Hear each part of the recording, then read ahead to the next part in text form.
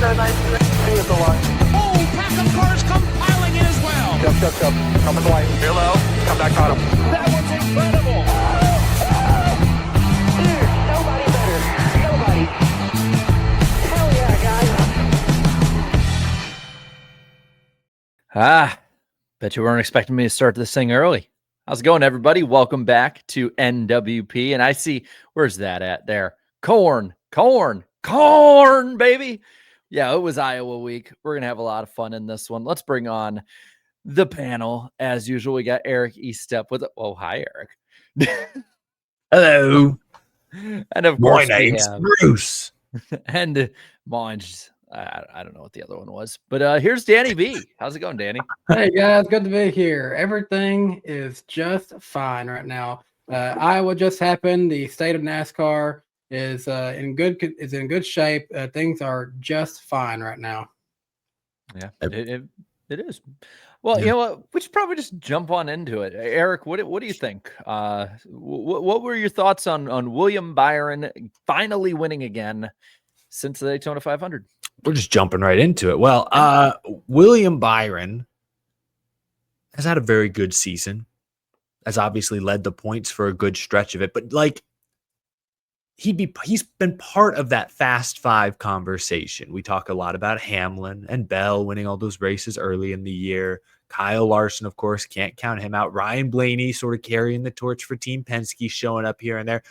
And then there's William Byron, but Byron with the one win, and it was kind of a fluky win in the Daytona 500. Well, he hasn't gotten the same level of respect from me, from this show, from a lot of fans, a lot of media, frankly. So to see him win a race straight up, to finally get the fuel calculations, the fuel strategy exactly right, great weekend all around. Stage points, qualified well, wins the race. Just a reminder here late in the summer that, hey, William Byron, Rudy Fugle, they are for real and should be taken seriously. I mean, they've been to back-to-back championship fours. If you weren't taking them seriously, here was your reminder that they mean business. What do you say, Danny? It's the reason I am like this right now is because I'm like the little doggy and who's just sitting in the room on fire and everything is fine. Because that's all we can say, I guess, with the fact that we're having to rely on fuel strategy and other formulations like that to be the only form of entertainment on the short track package right now in NASCAR. This is fine. Everything is fine. So you're saying that Byron almost flew too close to the sun, you might say, with their with that fuel strategy. Yes, indeed. Yeah, little Icarus. While I reset myself, I don't know. What was wrong? I didn't see anything. Fix the world. We joked when Danny entered the call before the show, he was like glowing like that. And we thought you should just start the show like that and see what people said. We just will pretend it's normal. But awfully at that. Made it 3 minutes. No, in all honesty, though, I feel like the last however many weeks we've been having someone say like, "I'm not going to make it on fuel," and they make it on fuel. Yeah, yeah. We'll talk about that. Did Joey Logano share his Nashville like fuel with everybody? I mean, because something's SMT out data. there. Yeah, SMT data. We'll talk about that in a moment. But I do want to bring up with William Byron, I think that this year I think there's been a conversation in general, especially in the summer, but in general around Hendrick Motorsports, whether it be Alex Bowman on the cut line, whether it be Chase Elliott's not winning enough, whether it be Kyle Larson and his horrible winless streak that as a junior fan, I'm jealous of being the horrible winless streak of his, career the last 5 years. And William Byron hasn't won and is sort of like been there, but not at the top. And I think it's kind of, a bit of a wake-up call too, because he also, if I'm not mistaken, led the most laps in this race. So it's not like he was just up there and he didn't have any speed either. Yeah, no, you would be correct. I mean, you look at this may say a lot about the next gen car, of course. And I know there was a lot of strategy and drama to get to this point, but the top two finishers were also the top two qualifiers. So Byron, Briscoe qualified well, maintained track position most of the day, and we're there at the end. Now, put a full race together. It is interesting how this summer the dynamic at Hendrick has swapped a bit. Beginning of the year, Larson and Byron were leading the way. Elliott was consistent but not winning. Bowman chugging along. And then this summer, Larson kind of up and down. Byron fast, but not finishing well. While Chase Elliott, meanwhile, recently was on a heater. Alex Bowman has like 7 top 10s in the last 8 races or something ridiculous. He's back to being really consistent. Like, it feels like maybe all of Hendrick has kind of leveled off a little bit now this summer, which is good news for Bowman and Elliott. Has been bad news for Byron and Larson. But that's why I say this was a much needed reminder that the 24 team has been legit now for going on at least 3 straight years. And I don't think they're slowing down anytime soon. No. Now, I want to talk about the car in a bit because that's a big talking point, especially from this race. But I also want to talk about a few of those who really performed in this race, right? Because there was, I think, a different cast of characters than a lot of people might have been used to most of this year.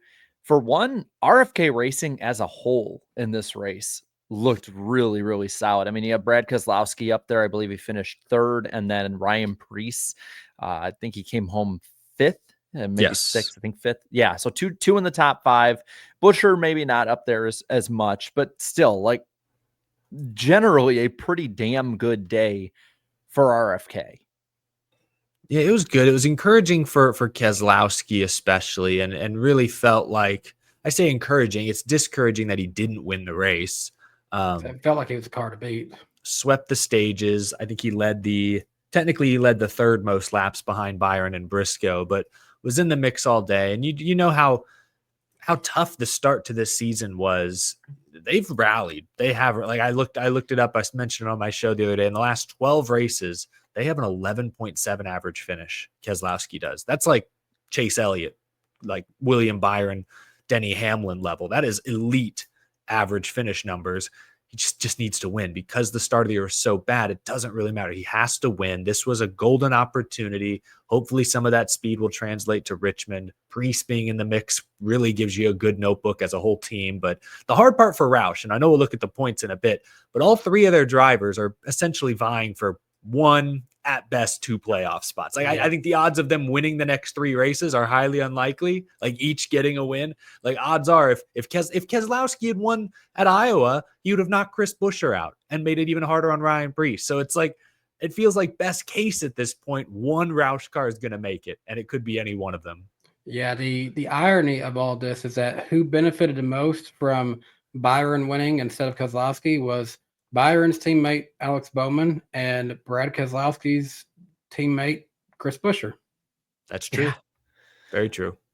You know, you talking about teammates, I'm kind of want to skip around a little bit here, but talking about Byron's teammates, they had a little bit of headline in this race. Kyle Larson, Chase Elliott make contact multiple times. Larson over the radio sounded just heated in general in this race, uncharacteristically.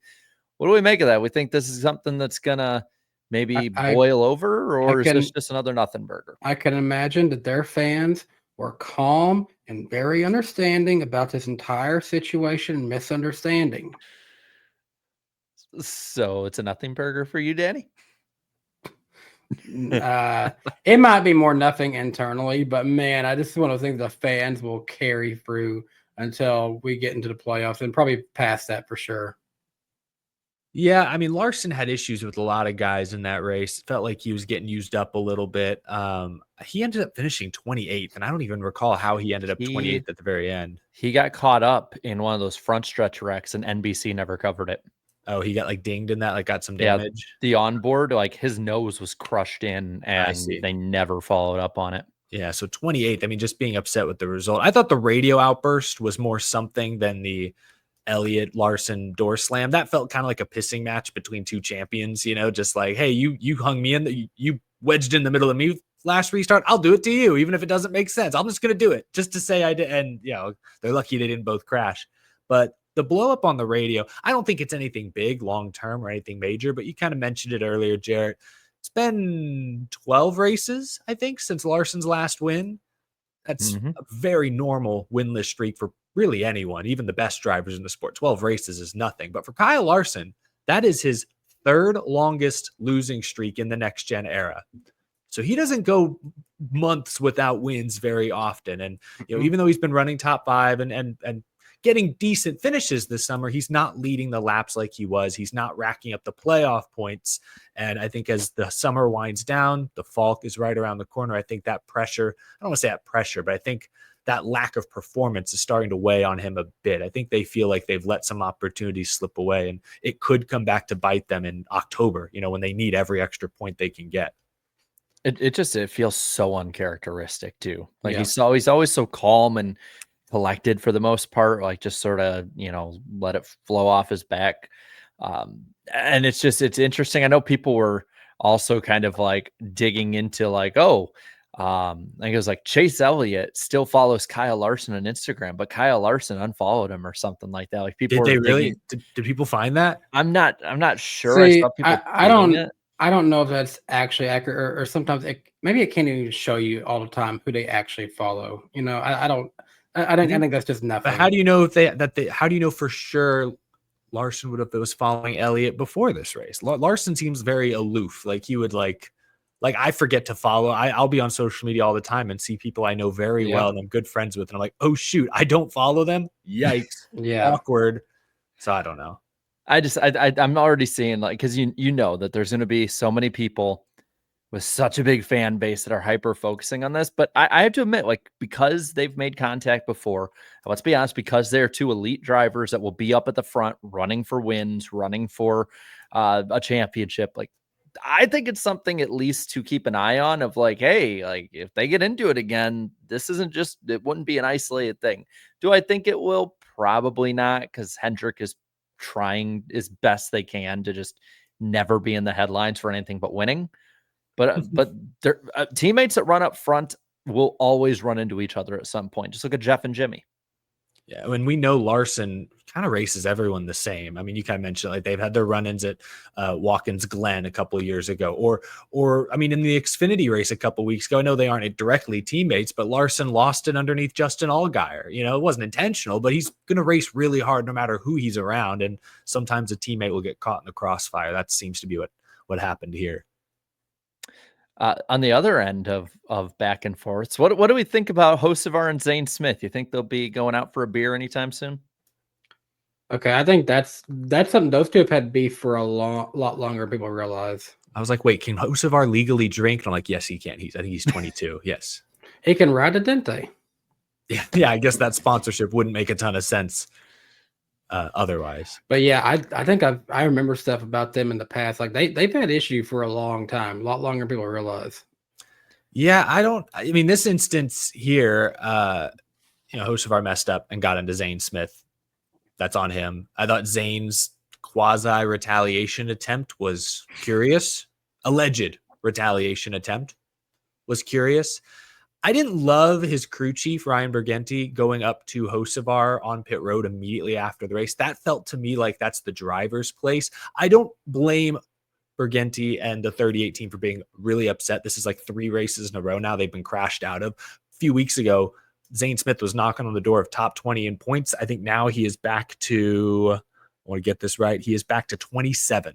So they have dropped off hard in a short period of time, not really because of their own fault. So I completely understand the team being angry with Bell, with Hocevar, but I feel like that's the driver's place. You're the face of the team. It's your job to manage the other drivers around you and how you react. That feels like where Zane Smith needed to step up and get involved. I don't love crew guys confronting drivers, but I understand the frustration, I guess, is what I'm trying to say. And I mean, add them to the list. Like Hocevar said, take a number.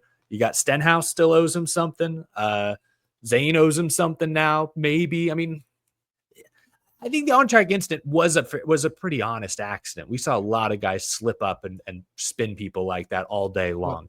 So speaking of slipping up, Jake Bynum actually brings up an interesting point in the chat. Talk about the and I don't know how NASCAR will do this because it wasn't something that was seen on broadcast. It was caught by, I think, Frontster or something like that. Zane Smith's crew chief did call Hocevar the R word. We've seen Haley Deegan get in the past for this word being used in the past. I don't know if they'll step in and do any kind of punishment there. What was her penalty? I don't remember exactly. Sensitivity training. Yeah, probably something off track like that. that. They'll probably have them at least do that. Maybe, I don't know. Sit in front of a computer screen for 2 hours or so and be told, don't do that. Like, I just don't get why I don't like the crew chief going up to the driver. Like that's the driver's job. Yeah, that should be handled between the drivers, not the. And this kind of goes back to that incident with the pit crews fighting at Sonoma. Yeah, Sonoma, right? Yeah. Mm-hmm. Yeah, I honestly I don't know how that'll all go, but it's such a stark contrast from Indianapolis where the 38 team was, every single one of them had Christopher Bell coming up and apologizing and all of that. And there was the understanding. And this one, it's like, even though it probably was an accident with Carson Hocevar, like I love him, but you don't earn the benefit of the doubt at this point. Well, you don't think it was on purpose? You think he purposely spun Zane Smith? No, I don't think he purposely did, but you're never going to get the benefit of the doubt at this point. Well, I just think it's at this point now, for Carson at least. I think at this point, just accidents. When Hocevar makes an accident, I feel like people are treating it like it was on purpose. And I think that's because so many accidents have piled up. It feels like even though it wasn't on purpose, you need to be better. Like, we can't trust you to be on this racetrack because you're spinning guys out every week. I guess that's where it comes from. And so I don't know how you handle that. Like, I think Hocevar, even if it's an accident, you want to go talk to him. If you're Zane Smith there, go for it. You by all means. But I don't know. I don't know what happens from here. Like, how do you? I mean, it looked like Zane also did try to retaliate and failed. So, like, what do you do now?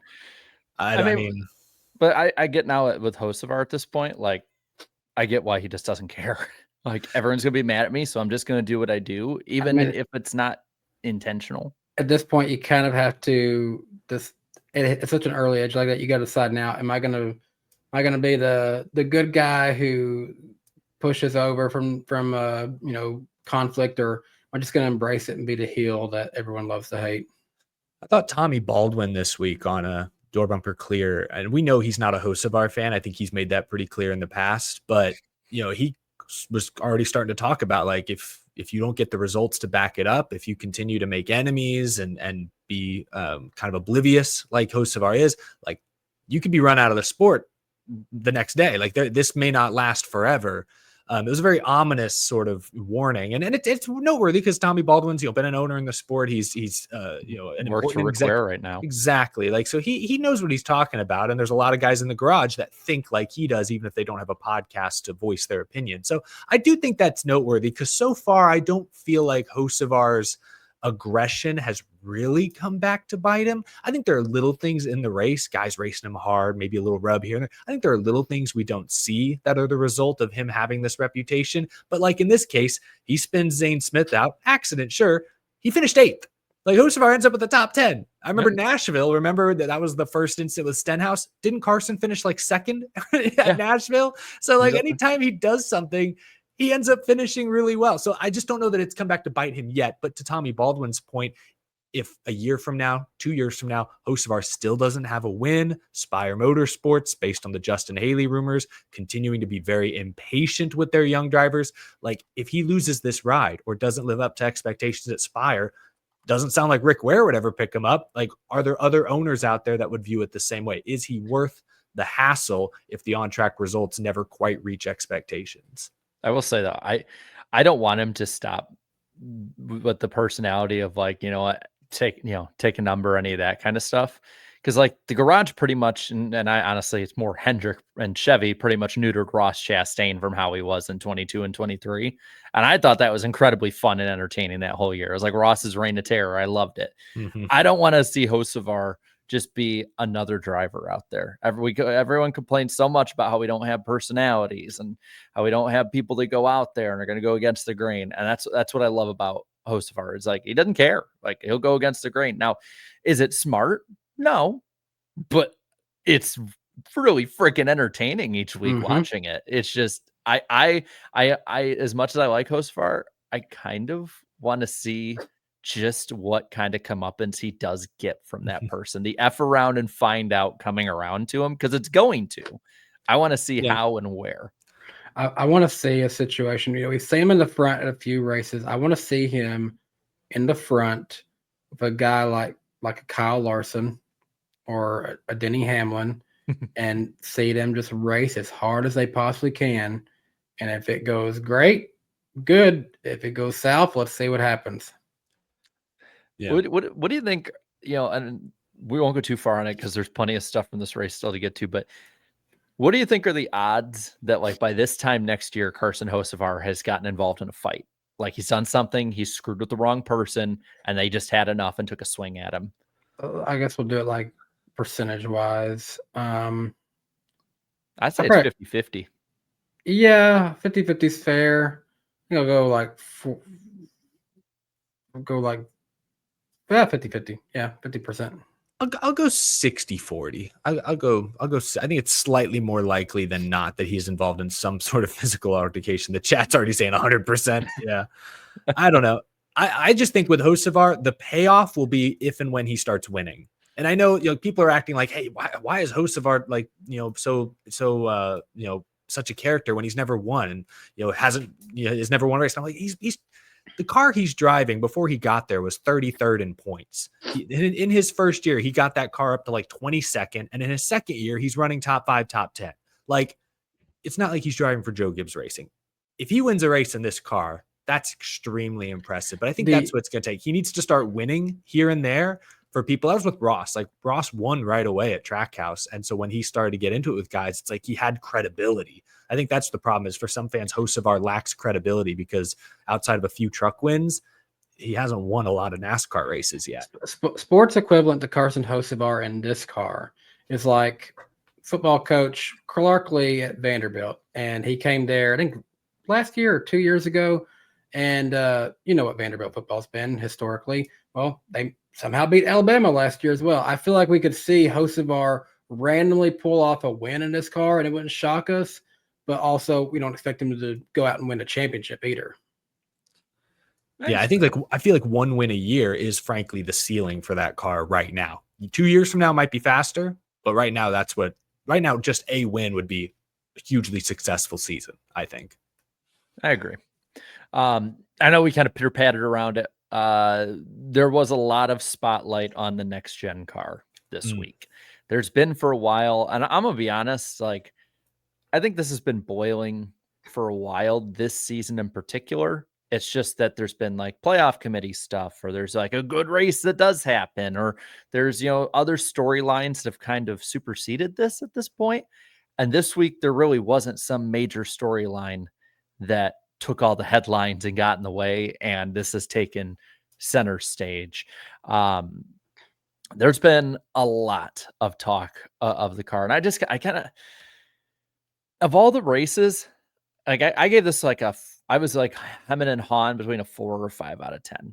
And I gave it about a 4. I thought it was below average personally, especially when compared to the Xfinity race I was much more interested in. But of all the races for there to be the massive blow up about it, like, I'm surprised it's this one compared to some of the other races we've had this year. Like, I don't know if you guys had the same feel. I think it's boiling over. So my complaint Sunday night that I don't know, I was in a bad mood. I'm like, I'm just going to vent about this and see if it resonates with people. And I think it did, because I think people deep down are feeling the same way. Is Pocono was a fuel mileage finish where Chase Briscoe won despite, Denny Hamlin in second going at 100%, not able to make up ground. He won the race. A lot of fans overlooked it because this is Briscoe's first win with JGR. What a great story. What a great moment. Good for them. And then the Brickyard, another fuel mileage race, double overtime. Looked like more guys were going to run out than did. Bubba Wallace wins. Crown Jewel, first win in 3 years. Kind of overshadowed, kind of masked the issues with the car, like you're saying. But this week, William Byron, all due respect, he's won a lot of races. We're used to this headline at this point. Same situation, fuel mileage finish. He's running half throttle down the straightaway, yet Keselowski, Briscoe behind him could not gain.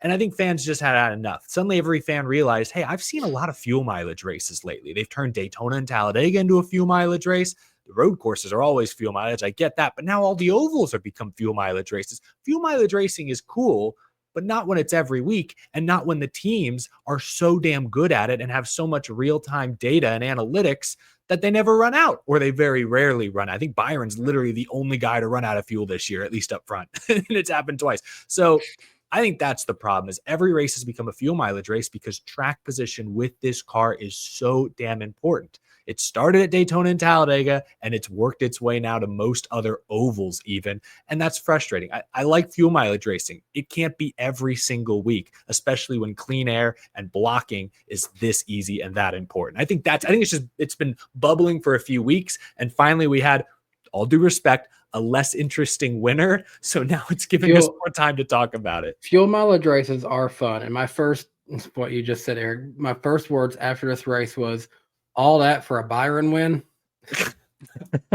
But, fuel mileage races were also more fun when they came naturally and not because we're just kind of that they're just there because of, the way the stages are going to work out. Like Jarrett, you probably remember this because it was one of the many chances we nearly saw a junior win in his bad spell. The fall 2009 Michigan race. Yeah. And he was running down the field. Man. He ran out of gas. I think he got the second. Sorry, man. I'm running out of gas like Junior. I think you're back. I think you're back. You're back. Keep going, man. You're sputtering there, but you're back on. Do I need to go back to the sun? No, you got the reserve fuel going. Keep going, man. You got it. Okay. Solar power. But he was tracking down the front. And did he get second? I don't remember. He got third. Yeah. But Brian Vickers ended up winning that race, having to do everything he could. But Junior was just like, he was riding the high line. He had nothing but fuel. And I guess they really think the tires the only thing really ended up hurting him at the end of it. Because he just basically ran the tires off trying to go as fast as he could. Yeah, like that race, you can think of the craziest fuel mileage race I can think of was 2015 Pocono. Logano and Busch ran each other out. Yeah, didn't Matt Kenseth win that race? Oh my God, we're going to win at Pocono? That was my thoughts too. Me and Kenseth thought the same thing at the same time. Yeah, Matt Kenseth won that race. I remember Jeff Gordon was running 15th. He had finished second or third. I remember Junior was 28th. He finished fourth, and it was just nuts. But like you said, it happened naturally. The cautions happened when they needed to, and it wasn't just because of the car. And I think we're getting the fuel mileage because of the car more or less, because the whole race at this point, it's so hard to pass everywhere that you have to just extend it so you have a shorter pit stop or the strategy with it, whatever way that is. And what doesn't help is the cars don't have enough power that when someone is saving fuel, there isn't enough speed discrepancy for those not saving fuel and 100 lap pressure tires to get past the leader that's saving fuel or a 35th place car that's sputtering around 3 seconds off the pace. And the frustrating part with the car for me, because I kind of vented about it on my post race, I vented about it in a video, and I saw others vent. I feel like this is just a venting week. Is it's not just one big thing. It's not just the aero, it's the tires, it's the underbody, it's the horsepower, it's the rear axle, it's everything. Rear view camera. You could just keep going down the line. And there's not a clear fix, right? And that's what's frustrating to me. Because there's so many. I have statistics actually of a specific thing. I'll get to it in a bit, but I want to hear more. What if you guys are feeling the same way on that? Because I'm just I'm just exacerbated. It's exhaustion. I mean, I think a lot of folks probably heard Dale Jr. on his podcast. I think yesterday he sounded defeated. Kevin Harvick, Denny Hamlin did not mince words on their shows. They essentially said the car sucks. Simple as that. But is kind of this reluctance now to get into it. Even last time I had to talk about it, I'm like, man, I got to talk about this again. What am I going to say that hasn't been said already? And I know Elton Sawyer this week came out and said, hey, we're looking at increasing the horsepower at certain short tracks, hopefully next year. That's a good move in the right direction, but 50 to 80 more horsepower isn't going to make all the difference in the world. That is not the magic elixir that's going to fix everything. The car does need just a fundamental redesign, and that would take millions of dollars that NASCAR is not capable of footing in its entirety. And the teams don't want to foot that bill. This current car is only 4 years old. Maybe 4 or 5 years from now we can get to a point, but I don't think it's happening anytime soon. And that's why it's frustrating. I think you got to do everything you can. You got to keep getting aggressive with the tires. Goodyear deserves a lot of credit for what they've done at certain tracks this year. They missed it at Iowa. Was not a good tire wear situation at Iowa. Some of that's the repave. Some of that's the track. The track needs to own it. Why did they only repave 2 lanes at Iowa? That's stupid. That's dumb. That's awful. But it's a number of different things you can keep working on. More horsepower, if that's true for next year, is part of it, but it's not going to fix everything on its own. You know, I have an idea, and I've seen people say all the time, "Hey, why don't they just use the same car that the Xfinity Series cars, the Xfinity Series uses?" And you know what? I don't know exactly what the schedule's going to look like next year. There's been rumors that maybe Wilkesboro gets a points race, and maybe Rockingham could be a track that gets the All-Star race. I don't know what the future is exactly for that.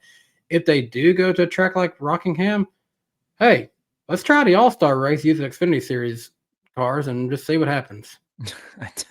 I'd take anything at this rate. I mean, I'm seeing people bring up like there was passing because Bubba went to 30th to 6th place in like the last run of the race. He had 100 lap fresher tires almost. Yeah. Like the way the tires worked was they didn't wear a lot. And then, like, depending on how you're set up, by lap 80, you might start courting. And then they go from 100 to 0, just like that. And that's what allowed Blaney and Bubba to make a lot of passes. Yeah. And so, there's so many, just everything to me about the car needs fixing in some way. Right. Mhm. And like I saw Dale Jr. this week talking about it and how just down he sounds about it.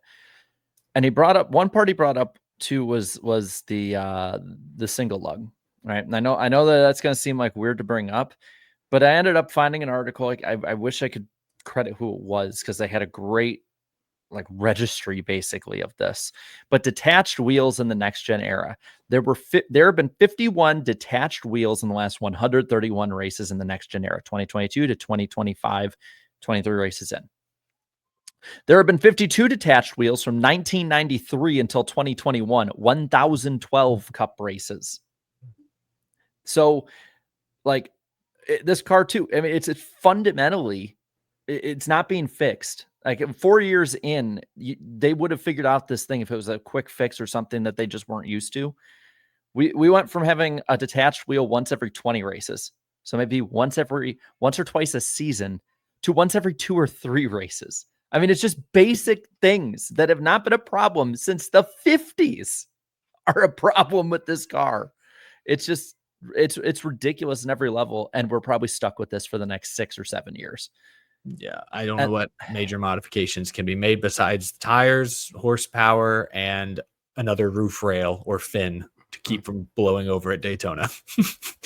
Just, I just,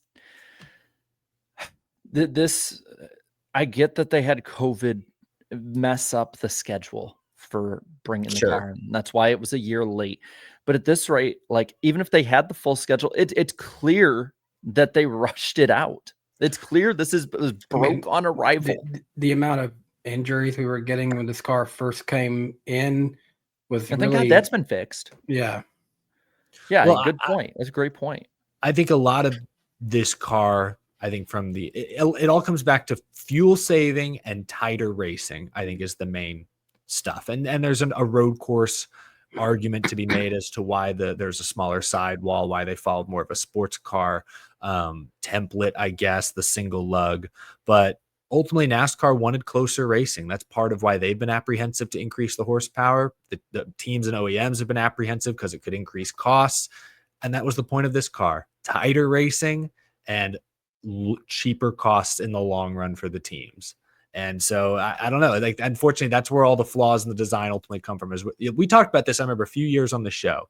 It's like all this cost cutting. At some point, it's going to have a tangible negative impact on the on-track product. And we maybe didn't realize it at the time, but now we're realizing it. Oh, it's called the next gen car at the vast majority of racetracks. Yeah. That is the example of cost cutting negatively impacting the on-track product, unfortunately. So I agree with you. We're stuck with it for a few years. They're going to continue to tinker with it. Let's not lose sight of the fact that, Atlanta, Kansas, Homestead, there are still a half a dozen or more tracks on the schedule that put on really great racing with this car, but there's more than a half dozen that leave a lot to be desired. We could probably still see NASCAR revert, take some of these drastic changes away and whatever they want to do next, because got to remember the car tomorrow first came in with with a splitter with bracings on it and a wing on the back of it, and it ended by having more of a flat bumper and a spoiler on the back of it. So those changes were made in 4 years. We're 4 years in, and this yeah, platform has not been changed at all. that's the crazy part. That was a difference of only about 4 years. I mean, look at the Gen 6 era. Look at 2013 compared to 2016 and 2016 compared to 2020. The differences are stark. Yeah. I mean, it's night and day differences, and there's no changes being made. That's what frustrates me is like, we have plenty of good tracks. Atlanta's fun. It was definitely designed for this car. Kansas has been fun. Charlotte has, but we've even seen the intermediates quality has went down a bit. The fact that, and I don't like the Gen 6. I've been pretty clear on that. But the fact that Gen 6 outperforms this car at almost every track, but maybe 5 or 6, that's a huge problem, especially 4 years into on-track development. Plus you add 2 to 3 years of testing before that. They've had 7 years to get this stuff right. And then adding probably the 6 or so years of design right after the Gen 6, and they still haven't. That's what's frustrating. Like, is that we are stuck. And we're up shit creek, and we don't even have a paddle. We don't have a boat. We're on a board right now, and we're holding on to Jack as he's slipping into the shit creek. Last thing I'll say on this is what's so surprising to me, and obviously none of us here are aerodynamic engineers, but listening to Denny Hamlin's podcast this week, he kind of explained it quite simply that, because this car is so reliant on air going underneath, going across the underwing, the diffuser to make downforce, the moment you get behind another car and the air is disturbed and that air is not going under your car, you lose all grip. Like, that seems, when he says it like that, and we obviously have seen it play out, guys get so tight in traffic, it's unbelievable. The way he said it makes it so obvious. I can't believe NASCAR didn't discover that for themselves during all their simulations and all their early testing. Like, the way Hamlin describes the basic platform of the car, how the front is almost lifted up and the back is down to get the diffuser on the ground. Like, he makes it sound like it's obvious. That is the exact opposite of what you want to do. Now, if they were to seal the front of the car and raise the back, there could be other aero problems that we aren't talking about. But the way Hamlin made it sound was, he made it sound obvious. Like, how on earth did this pass the drawing board phase? And if that's true, I mean, I'm obviously no engineer, but after seeing it in person, I'm like, yeah, how on earth did they not see this aero tight condition being so severe? Like, how did they not address that in the early, I'm talking 2019, 2020 stages of designing this car? It's shocking that I guess this platform made it as far as it did. I was listening to Speed Freaks podcast where I got some of the inspiration for my nice little NASCAR fan council poll I put up.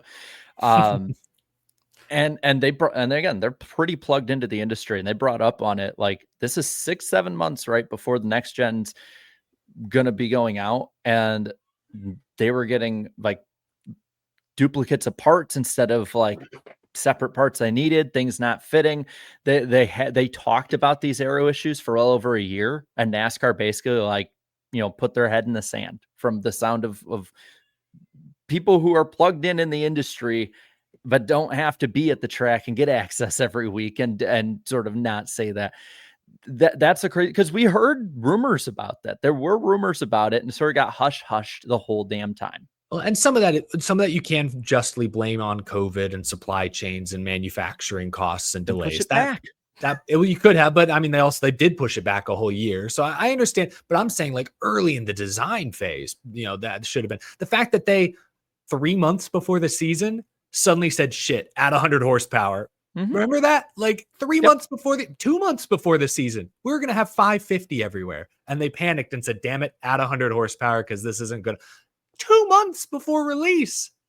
That should have been our first sign that it wasn't right. It just, I mean, we're not experts. We are armchair engineering over here, but the way other people who are smarter than us talk about it makes it sound obvious from the start that they made a lot of missteps. And unfortunately, they're rearing their ugly heads on the track today. What Denny Hamlin talked about, of the car having to be up instead, like down in the rear, up in the front, like that goes against, we don't have to be engineers to know that goes against literally everything that NASCAR race cars have been engineered to do since basically they started actually getting into making aero an important part of it. So like, I just, and I want to say one thing too, because I've started to see this on Twitter, especially, and in my comments, even of like, man, like Brian France ran it better than this. Well, no, Brian, this was started in the Brian France regime. Okay. Yep. And there's still a lot true. of people that are here that were under Brian France and have just went along with the plan. So I don't want to hear that crap either. Like, no, I'm just frustrated. I'm just frustrated because I know that like we're going to go to Watkins Glen and probably see more of the same. We're going to see more of the same at Richmond. We're going to see, 3 wide fuel saving and a bunch of crashing in the middle of Daytona. And yep, we're probably going to get 1 or 2 good races the rest of the year. And then the middle slop we've had. And hold on, I think I have to go and quiet down the child. So if you have, talk about Iowa. I'll be right back. Let's talk about Iowa. Let's actually pick up on this one, Eric. What do we think about Iowa being on the schedule moving forward next year? I mean, what's been the overall thoughts of Iowa? I for one, we were driving back from Pigeon Forge, but I never really actually got a chance to really see the crowd. Did you? How the crowd look? It was a sellout. There was a report later in the week from, I think, the Des Moines Register that some of the suites that had been built the previous year and sold out were not built this year. So there probably were fewer people there than in 2024, but it still looked great on TV, seemed to have a really good energy. It was still probably close to 30,000 fans, which would be one of the smaller crowds on the Cup schedule. But I think if you look at the whole weekend, Xfinity looked like close to a sellout. ARCA had more fans, sadly, than the IndyCar race did a few weeks back. So I feel like despite the track being so remote, it has some real passionate fan support. I think it also regionally, being up in Iowa, makes sense to have this race run sometime in the summer. You need some tracks to run in June, July, August. This one seems to make more sense than most.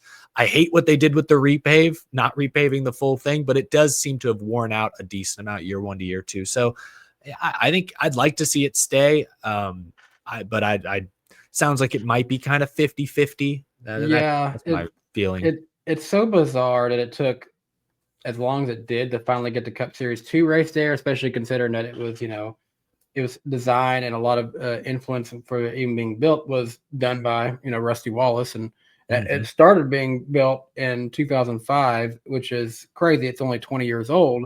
But according to Kelly Crandall, she says that they might even have some infrastructure issues with the track. And, being only 20 years old, that's like, dang, what they built it with toothpicks? I mean, yeah, well, for years it didn't have a Cup date, so I don't know what the revenue for that track looks like. But it's a good track. I'd like to see it stick around. But someone in the chat, I missed it, mentioned that, hey, even Road America had a great crowd. Didn't keep them. It didn't save that track from being fallen off the schedule. And that's fair. It's also worth noting NASCAR owns Iowa, as I understand. That is an ISC-owned track, so it allows NASCAR to be more flexible, plug it in when they need to, take it off when they need to. So it could be one of those tracks that's off the schedule 1 year, back on the next.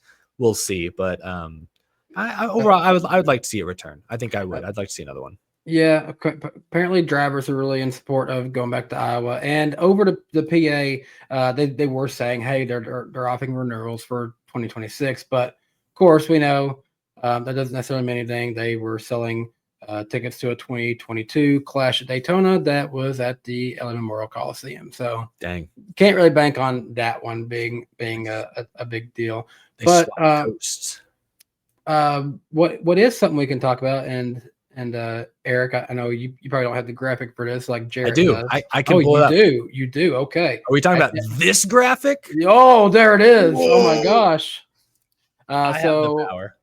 So speaking of having the power, I have the power as an Alex Bowman fan to freak out a little bit because he's plus 63, which since the terrible string of bad luck from Charlotte to Michigan, he has recovered incredibly well.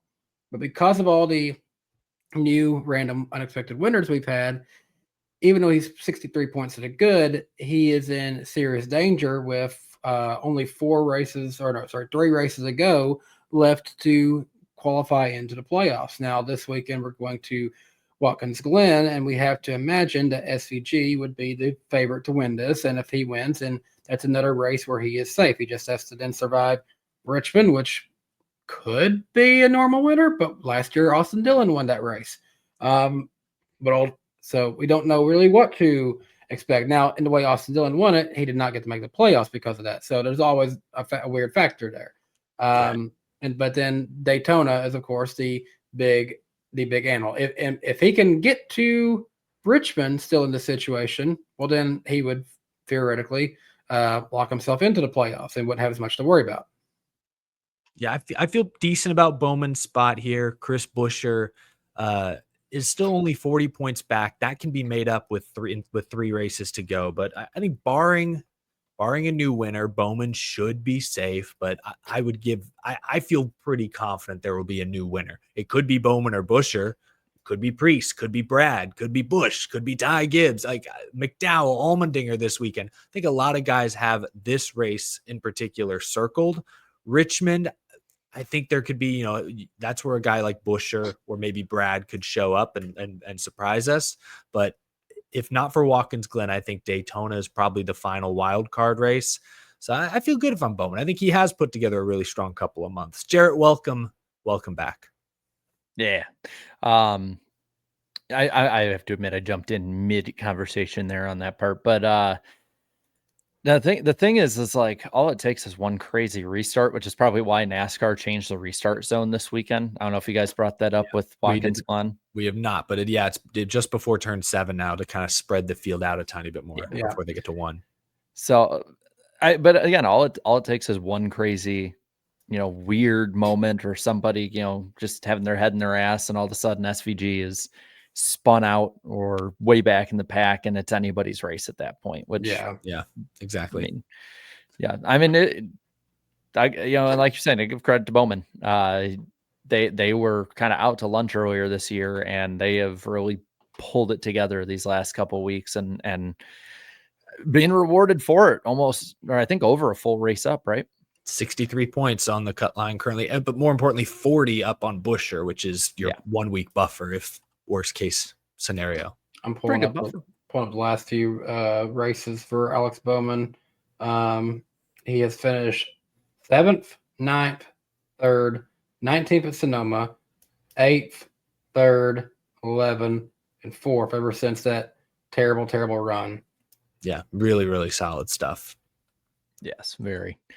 On the ratings front, this was a mixed bag this weekend. I'll just say that. The Cup race had 2.174 million viewers. This was down 19% from the Iowa race last year. Now, granted, that was run in June, though still on USA Network. Was the most watched sporting event of the weekend, which is a positive. This was an interesting nugget I found, though. This is the 14th race in a row under 3 million viewers, which is the longest streak since NASCAR TV ratings were tracked back in 1979. This is the first time this ever happened, that there's been that many races with under 3 million viewers. A lot of that has to do with cable and putting streaming. The Coke 600 on Prime Video is another big part of that, I'm sure. Yeah, I feel like we kind of all saw this coming. I'm just curious, with it being the most watched sporting event of the weekend, does that factor in WWE SummerSlam that happened this weekend? Probably not. Okay, because that's more of I think they put that more as entertainment. Event. Okay. It has entertainment in the name. As for Xfinity, they got 1.008 million viewers, 16% increase over Iowa last year, and even an increase over their Daytona race last year. But if I'm not wrong, wasn't that impacted at points by rain? I can't remember. I don't know. They peaked at just under 1.2 million viewers at the finish. So Xfinity still going strong. Probably helps to be in one spot with, a lot of people being able to see. I will say now that, and this was really a talking point once the Prime portion was over, but now that TNT is over as well, and we've kind of moved back to USA, NBC, I will say the ratings over the summer weren't quite as bad as I initially feared. when they announced this deal. Like, I thought there was a chance a lot of the prime races would be like 1.2, 1.4 million. They didn't do that. They were all in the 2 to close to 3 million range. And TNT, yeah, it wasn't great, but a lot of tricky stuff there. I feared the worst, and while not great, while predictably down year over year, it wasn't as disastrous as I initially feared. It wasn't worst case scenario. Were you fearing a cup race would be under 1 million viewers? No, I don't think I ever thought under 1 million, but I could have seen like 1.2, 1.3, really the prime portion. I just wasn't sure if NASCAR's key demo would buy into that or would be, and then immediately switching over to TNT after you finally start to figure out, okay, prime, I get this. Where's the race? It's on TNT now, or HBO Max, or True TV, or like it's like, oh god. So it could have been worse, but yeah, not great. But like that number, the streak you mentioned, doesn't shock me, but it also hasn't been. It got me thinking. I'm like, it hasn't been as catastrophic as like I thought that would be more of a talking point this time of the year. Like, damn, NASCAR really screwed up with this TV deal. I don't know that we can say that because remember they did get a lot more money for themselves and for all the teams and tracks. I'll say on the prime side, I don't think they messed up. I still think TNT was the wrong call. I would rather have been all 10 on prime. I would agree with that. I would agree there 100%. But yeah. we don't know what the future looks like in general for that deal. It could need to be restructured. I think there could be changes with it as soon as next year, depending on how fast media works. Now, something that hasn't changed is that every week since early 2019, we have had the poll. And we had 12,000 votes on that. 10% of you said that this was a great race. I want what you're smoking. There's our fuel strategy lovers. I don't know about fuel strategy lovers or maybe Iowa lovers. 51% of you said it was a good race, so 61% net positive. 29% said it was average. 10% said it was negative. This is well below last year's Iowa race, which was 86% positive. I'm gonna be honest. I think last year, like, it was a little bit better, but it was not. I think 86%. Blenny wins are always popular though. It was the first race at a new venue, great crowd. I think that swayed people a little. Like I really think, I hate to say it, Byron being on average just kind of vanilla sometimes to a lot of fans. Like seeing him win does that to people. Well, so that race last year was the 8th best short track of 36. This one was 22nd, just below the 2023 Bristol night race and this year's Martinsville spring race. For comparison, people would be interested in that side of it.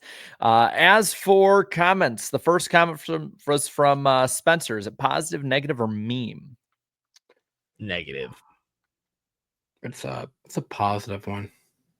Did Mother Nature not know that we were racing in Iowa and not Bristol this weekend because she thought the baseball game at Bristol was the race? It's just a meme. You could say positive. It didn't rain for us. You could say negative because it did rain on a multi-million-dollar Fox Endeavor. Man, can we just take a moment to acknowledge that is the most Bristol thing to ever happen to them? It really is. That's fair. Like NASCAR literally stopped going there in August for that reason. Does it just rain 24/7, 365 in Bristol, Tennessee? It was okay. This past weekend was the most bizarre, cold, if you will, weekend for Tennessee in summertime. August is usually supposed to be the hottest part of the year in Tennessee, but honestly, the weather here lately has just been phenomenal for the most part. We went to a water park, Soaky Mountain, on Saturday, and we're getting rained on, and it's cool, but it's like not freezing. But we're like, hey, it just feels nice. We're here to get wet anyways. What's the big deal? Some rain, as long as it's not storming. Well, I'll put it like this too. Last summer, I remember having to get up early for something, and it was like 5:30 in the morning or so, maybe 5. And you're already struggling to breathe. Yeah, it was super humid. It was like mid 80s, right? I've been getting up and going for my morning runs at around 5:45, give or take, every day for the last month or so. And when I went out earlier this week, it was like 55. And I was like, holy shit, why is it so cold?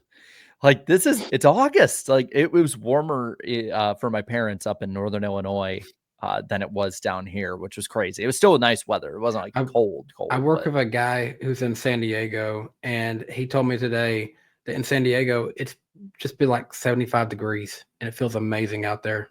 I think That that's sounds San like- Diego most of the time. Yeah. As for the comments here and the gutter, let's go to the comments first. Ross Crash Stain said, and we got another caught. Oh, nope. This one's just the Liberty Mutual thing, thankfully. There were a lot of cautions and a lot of Liberty Mutual fake out banners. Yeah, that thing gets me every time. Same. Moose and Masters says the fact that Blaney couldn't pass Brad while running half a second faster to catch him is terrible. Yeah. Timothy says we got to do something about the dirty air stuff. Kendrick says 550 package. Is that you? It's starting to feel like that at a lot of tracks. Too Tough Saint says best short track race of the year, if you ask me. I mean, they've all been pretty meh, so maybe. Clash was better for sure. Yeah. Patrick says my only issue was USA Network. Couldn't hear the commentary all race. I didn't have a problem with the commentary. That is not what I've heard other people complain. I've heard people complain the exact opposite. Can I turn Jeff Burton down? I've Lee heard Diffie's that. accent makes me want I've to heard be them mad offensive. because they can hear the commentary. Yeah, did you see that one former media member jackass that was going Never heard after of Lee him. Diffie? Dude, He was like back in that the was RPM pretty. Tonight That was days. pretty embarrassing. Like, why would for you him to admit for him to say that as a public personality like that? Why would you go out of your way to make yourself look like an ass? Old heads get way too damn. In general, most people do, but old heads in media, I've noticed that have been phased out, get way too damn comfortable on that app. Like, don't be a jackass. It's gonna be interesting the day that Moody and Heavily is no longer doing it. I'd actually be interested to see what he has to say. I'll be honest. Palm Tree says cautions breed cautions. Well, these cautions need to take birth control. Oh God. What a visual. I don't know why I'm just imagining two caution. Oh, never mind. How would that even work? Eric, we're not even after dark yet. Getting there. Sir, the caution needs to when a mommy caution and a daddy caution really like each other, they get a caution IUD. Going to the gutter. That wasn't a gutter comment, actually. Let's go to the gutter, which has to be better than last week. Maybe was it John Kernan? Maybe he was the one that left our gutter comment last week about Bubba. He'd be proud of it if he did. Yeah, he'd openly admit it. I guess he has that for him. Mighty Minotaur says, from a total nothing burger to a complete cluster, that was hard to watch for a while, but I'm glad it's back on MSNBC. I think he got his cable Comcast wrong. Are they simulcasting it now on MSNBC in addition? I sure hope not. Yeah. I'm gonna check MSNBC during the race next time. Just see what happens. They're doing their own alt cast on MSNBC. just the news people were watching the race. Rachel Maddow starts crying once Blaney gets past. Al or AI, I don't know which one it was. I hope it's Al at this point. It's my bad handwriting is what it is. So thank God Kozlowski didn't win. I see why that was in the gutter. I feel like Brad Kozlowski, because how bad he's been this year and been in the sport so long, I feel like he's been he's almost like reached the Kyle Busch range of just like everyone's rooting for him as like the underdog. Well, the Keselowski hate is so 2014, you know, like it didn't, the Kyle Busch hate lasted a lot longer than that. I feel like Keselowski's been redeemable for a few years now at the very least. I think it's just when the driver starts sucking, everyone's like, oh man, I want them to do well. Sure, of course, yeah. And then Duncan got the lowest one here on the gutter, saying, would have been a great race if it wasn't for all the cautions to start stage 3. Why did that get so downvoted? I mean, I guess because he said it was a great race. I guess that's all. That's a hot take, I suppose. But that is the poll this week. All right. Little less spicy than last week, but we got a little spice in there. You know, it ain't bland. Hey, my mouth was burning last week. I needed something to refresh my palate. I know we've reached the top of the hour, but I guess we could get into Xfinity race real quick, and probably that'd be a lot to talk about for that one. Yeah, that'll be a good palate cleanser as well. Sam Mayer breaks through and gets the win. How about that? Got me a prediction right with that one. Yeah, that is true. I believe not the only prediction you got right I don't this week. think so. We'll get there. No, it should be an interesting segment. But yeah, Sam Mayer gets the win for the Haas Factory team Is this after. Ford's first win of the year for that series? I think it is. Damn. There's not a lot of Yeah. Fords out They there. don't have a so- lot now. So. Yeah. Yeah. But after especially the heartbreaking way that last week was with how good his car was at Indianapolis, all the laps he led and then getting shuffled and all that. So pretty good, I guess, comeback for him. Did any of us pick him? I mean, he had a lot of momentum. Oh God, I don't have the thing on me. I thought one of us did because he was. I considered picking him, but I did not. I had first pick. I couldn't put spin on Sam Mayer. I want to make it known that I had said this week, and granted, we'll go through the finishing order down in the bottom here. He didn't finish as high as he was running, but I'm telling you, that 54, it looked pretty fast in this race. And I had said that, like, if I hadn't had my initial prediction, I was going. Oh, no one did, I think, because I had the highest pick in this race, and I got Chastain. Hey, shout out to Harrison Burton to 5th place finish. Yeah, I mean, how much the script has flipped for him in 1 year? Like last year, Yeah. We've seen him in this car. We've seen him in JGR equipment. We've seen him at the cup level. He's just better fit for this series, I guess. I hate to say it. He's better fit for this series. Nothing wrong with being an Xfinity lifer. He might have to consider it.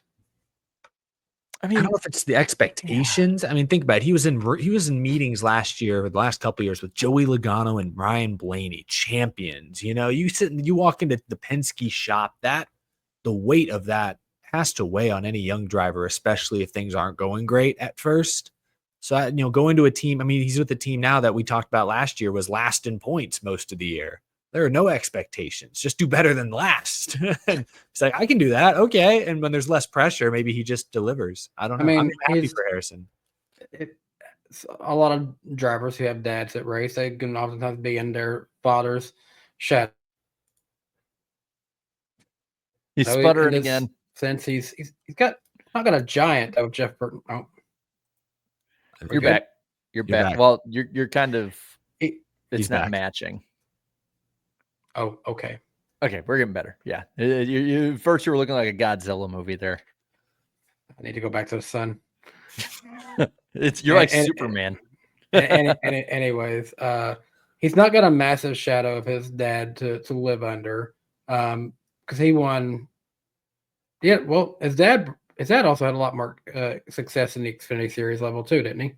Yeah, he had success at both the top two. I mean, he was he did. a damn good driver. He won 20 Cup races, right? Did he win 20? I think he got I think it was 21.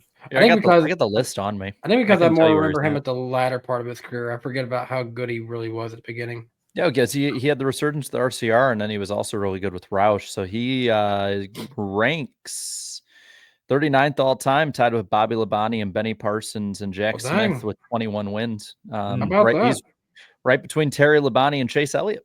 So he's a pretty damn good driver. He's right around 3 Cup Series champions, and the mayor had to back up that name with performance. Well, dang, who am I kidding myself? Then he's got a massive shadow. Then no pressure, Harrison. I want to give shout outs to Connor Zilich. I believe this keeps his 10 straight top 5 streak alive. Ridiculous.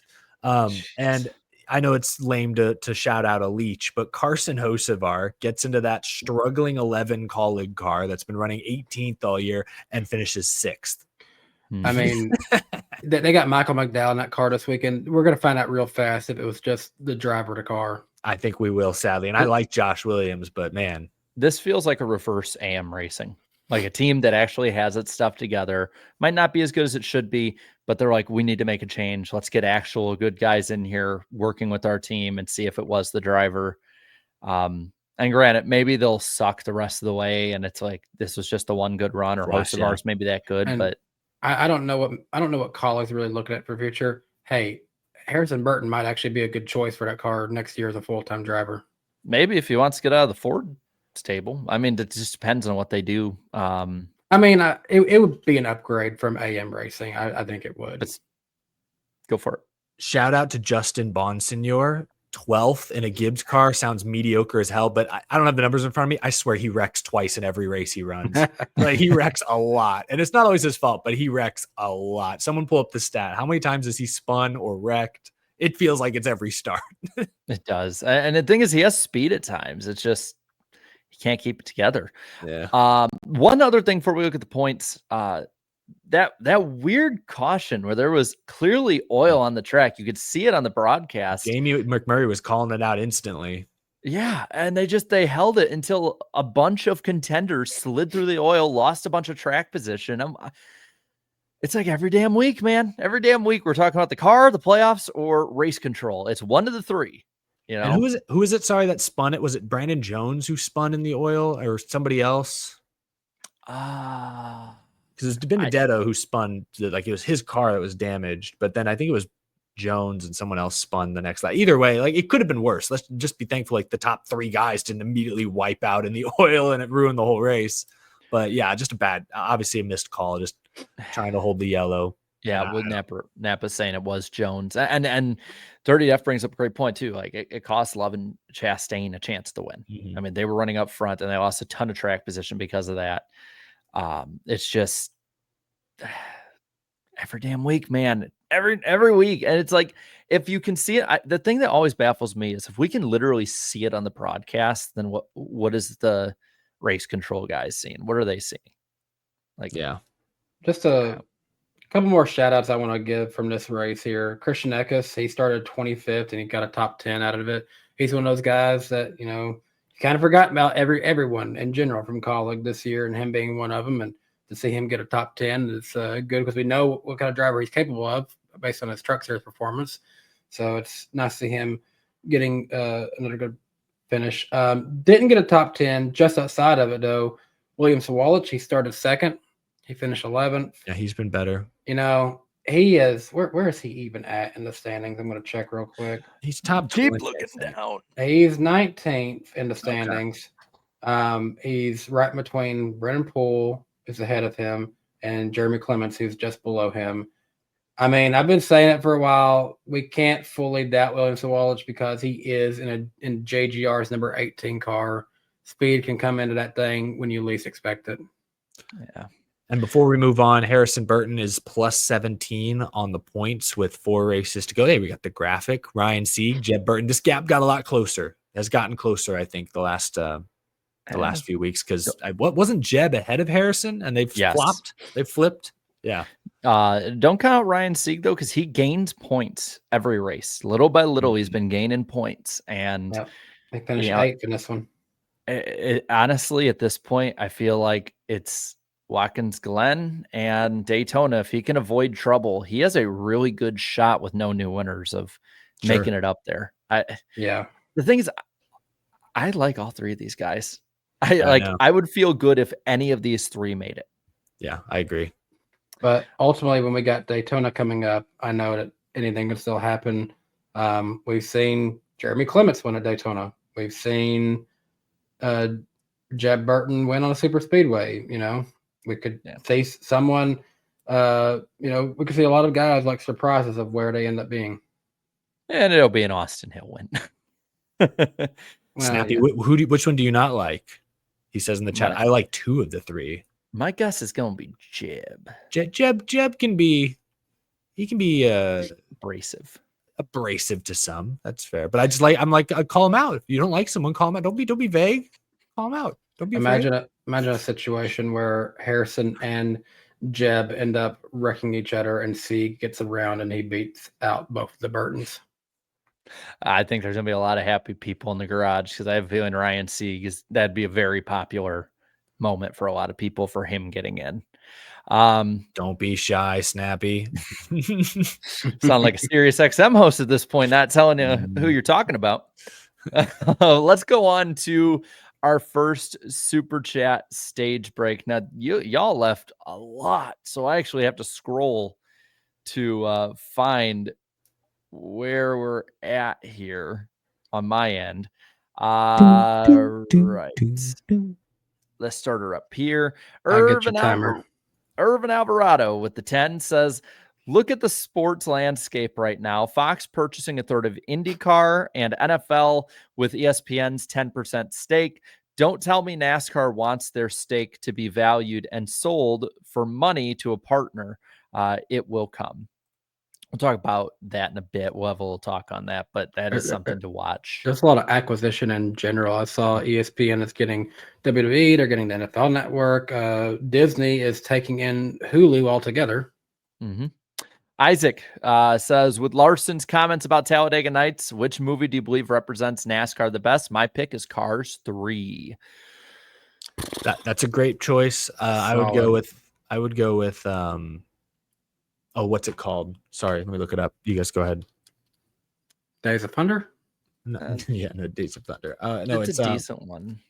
What's that movie with Jeff Bridges? Yes. Oh, Last American Hero, the Junior Johnson story. Yeah. I guess Cars 3 would be the best modern one since we've seen so many top tier drivers retire. But best modern one. It's in the same realm as Talladega Nights, but Stroker Race is just a fun one. Yeah. Small fun fact. I was at a friend's birthday party recently and met this woman who's a big sports fan, and found out she really loves the movie Cars, like the trilogy. She is a massive Cars, not a NASCAR fan, huge Cars fan. And she was extremely excited when I told her that the third Cars movie was like very much reflective of the real world racing. Mm-hmm. Like she started to gush about how much more she appreciates it now because she was like, so wow, what a work of art. And so anyway, very hyped about Cars 3. I respected that. I'm going to give Jarrett some extra time for that. Alex says, I don't know what's more predictable, Iowa or SummerSlam. At least SummerSlam had Brock Lesnar returning. Here comes the pain. Former Minnesota Viking, Brock Lesnar. Oh, the beast.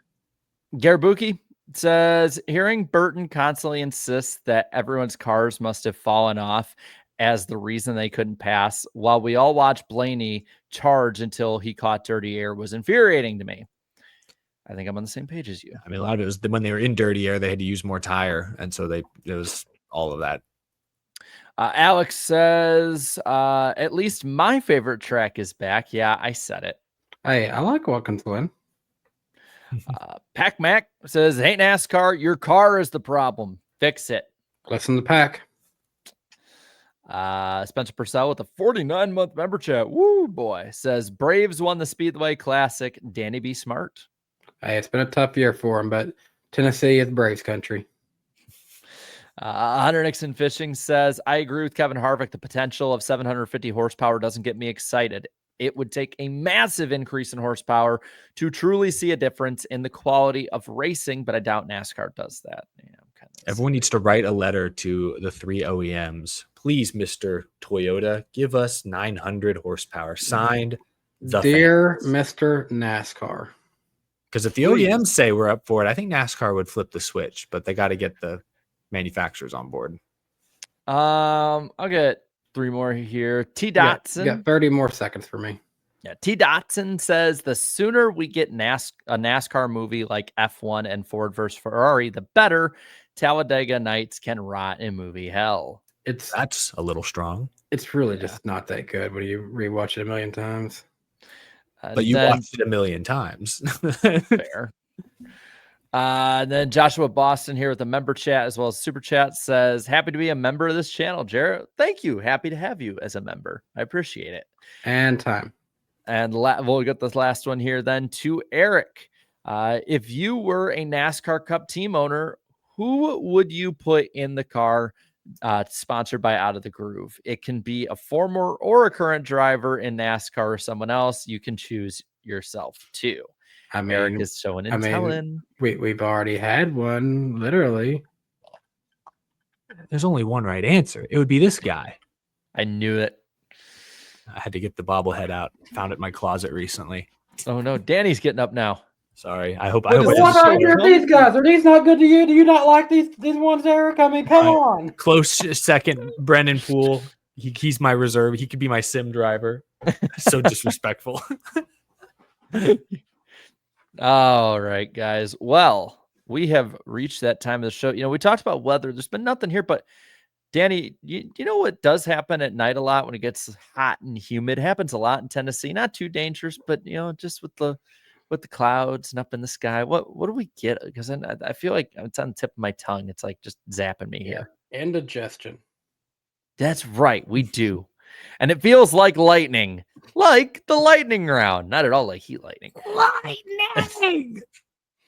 Now, of course, reminder that you can see all of these episodes the day after on our NWP Clips channel. I appreciate a lot of the support we've gotten on there. Going to probably be posting some cool trailer stuff for NWP 400. We'll talk about that in a moment as well. But first, some happy news. Stuart Friesen is back home and resting with his family. It's amazing to see the pictures too. It's a long way back, but still. Mm-hmm. Yeah, really great news. Bubba Wallace guest starred this past week on the Proud Family's season 2, I believe, of their reboot. I saw the scene. It's actually looked pretty cool scene. I didn't even know they brought the show back, so that was news to me.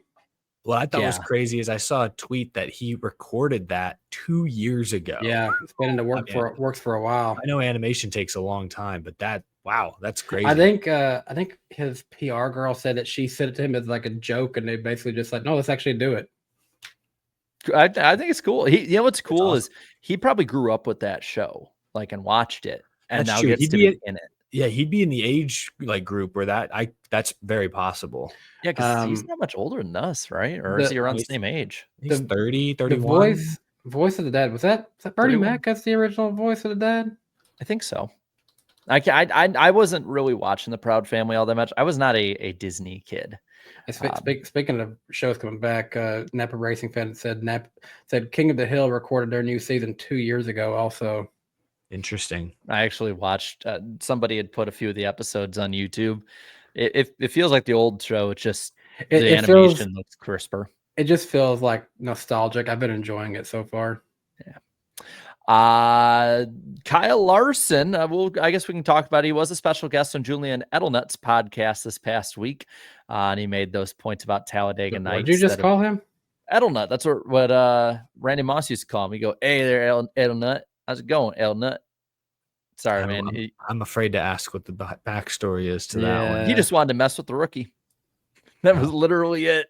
Fair enough. And to be fair, Julian Edelman, even on his podcast, because I listened through the Larson one, he does embrace it. So, but it sounded like he got hazed to hell. Jeez. Yeah, we kind of touched on it already. I feel like we're kind of all in agreement that what he said was right, but I feel like people are going way too serious about this. I mean, even Byron had quote tweeted it pretty seriously. I quote tweeted it and this is my take on it. I don't like the movie personally. There's scenes I like in it. There's a few scenes, the two scenes that stand out as a NASCAR fan to me are Dale Jr. asking for his autograph for him as the most popular driver. And then when they went to commercial during the long one and it was the athlete, that hits harder as a NASCAR fan. Call it as it is. I think the problem that I have with Talladega Nights the most is that majority of us can see, okay, this is just joking. But there's actually literally a portion of casual sports fans who think that that's actually how NASCAR is like. I think that's my issue with this. I'm not offended by the movie. I think it's funny. I think most NASCAR fans I've talked to think it's funny and can laugh at themselves. But Larson's point was that it didn't do any good for the sport. And that I think he's 100% right for the reason Danny just said, is it did reinforce a lot of negative stereotypes with plenty of truth behind some of them to a bunch of casual viewers who remember at this time, when was this, 05, 06? NASCAR had finally burst into the mainstream, was on the cusp of eclipsing the NFL and becoming a permanent mainstream fixture. And then all of a sudden this mainstream movie comes out and kind of turns it all into a joke. And, I think we had a previous comment. There hasn't really been a serious NASCAR movie akin to the F1 movie or since then. So I think that's really what it comes down to is when I meet, new people and they find out I'm a NASCAR guy, the odds of them making a Talladega Nights reference are quite high in my first encounter with them. So for millions of people, that was their introduction and maybe only introduction to NASCAR. And I do think that was bad. I think that did hurt. I think that has hindered NASCAR's growth. And I did feel like personally, like it did feel like at times some of it was laughing at NASCAR and Southern culture, not with it. But at the same time, like to me, it's more just the reaction that casuals had than the movie itself. It's a Yeah. parody movie. Every sport has parody movies. Mhm. Like that's it's just more the reaction. Because that's from when I grew up in Illinois. That was literally everyone just went, "Oh, you like Talladega Nights? That's what it's like." And like they legitimately thought that like, "Oh, Talladega Nights is like basically is like a documentary," and it got so annoying over time more than anything. Like the movie itself, like I said, I said this on Twitter, and my take is like, movie itself is harmless. People Yeah. people taking it too serious. It's just that So like, it's the effect it had. there has been a few other sports who have had movies similar to this. The NFL, what they made the replacements that kind of had some funny moments in it. If I'm not What was that mistaken. one with Adam Sandler? Well, that was just The Longest Yard. That was They a, made that was a remake of a classic movie. Well, then I mean, Will Ferrell even had like one on the NBA, and then there was like all these ones on baseball, and like But we can't name any of them. I mean, I just think Talladega Nights was a huge, as it like was. mid 2000s comedies go. That was Will Ferrell at his peak. That was a big movie. Like Well, that broke barriers, I would say. There was The Rock made the game plan. Is that when he Mhm. found and he has a daughter? Well, and Sacha Baron Cohen, it plays the Jean F1 driver. Girard. Like that was Yeah. right after Borat too. Yeah. Yeah. Like so that was it That was. I peak. remember It was that, peak. well, I remember that whole summer. Like Cars came out, and that was like the biggest thing for kids our age was like Cars. Like everyone went to see it, and I remember because like I got to talk about like NASCAR stuff to my friends when So- I'd see them over the summer, and then Talladega Nights came out later, I think, in the year, and then it was like, ah, crap! Now they're all making fun of me for it. So I'm glad you shared that. I know that's just an anecdote, but I said that on my show today is, hey, Cars came out the same year as Talladega Nights, and we've all heard it. We've talked to Raja Karuth. There are hundreds, thousands, maybe millions of young fans who got into the sport because of Lightning McQueen. I have never heard someone say I became a NASCAR fan because of Talladega Nights.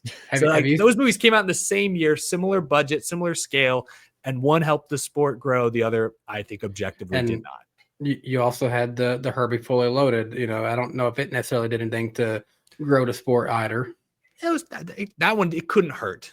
Herbie Fully Loaded's a solid movie. I would still watch that today. I loved it in that movie because actually, I think this past week, CinemaSins did a video on it.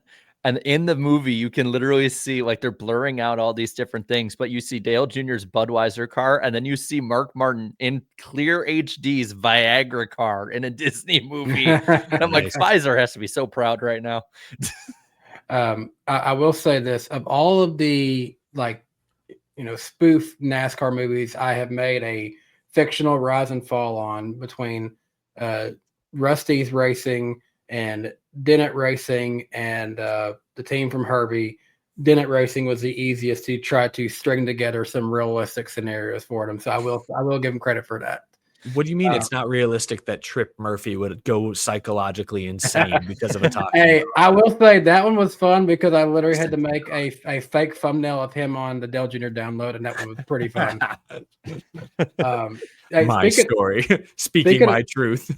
Speaking of Sacha Baron Cohen, as much as we know him being the ridiculous characters of that and the Borat series, and I'm kind of a Marvel fan. He's been casted into the MCU as Mephisto, which is basically Satan, and it's an interesting character. He appeared in the Ironheart series on Disney Plus. This is my wife, Fighter Iron Man. Very nice. And of course, we can't forget the great cinematic achievement that is Steel Chariots. If you haven't seen it, you're lucky. Finishing off the lightning round tomorrow, we're gonna have another dev diary. Looks like there's gonna be drivers, maybe possible gameplay. God, I hope so. August 7th for those listening. That just to clear up what date we're talking about. And then of course, we have our own race coming up that we put on every year. Going to be a lot of fun. Signups, they might not close Friday, but might close actually tonight. We've had a ton of people coming in. So if you want to sign up for the NWP 400, the link is in the description below. If it's not working, just copy and paste it. It should be able to work. Beautiful car that we have here.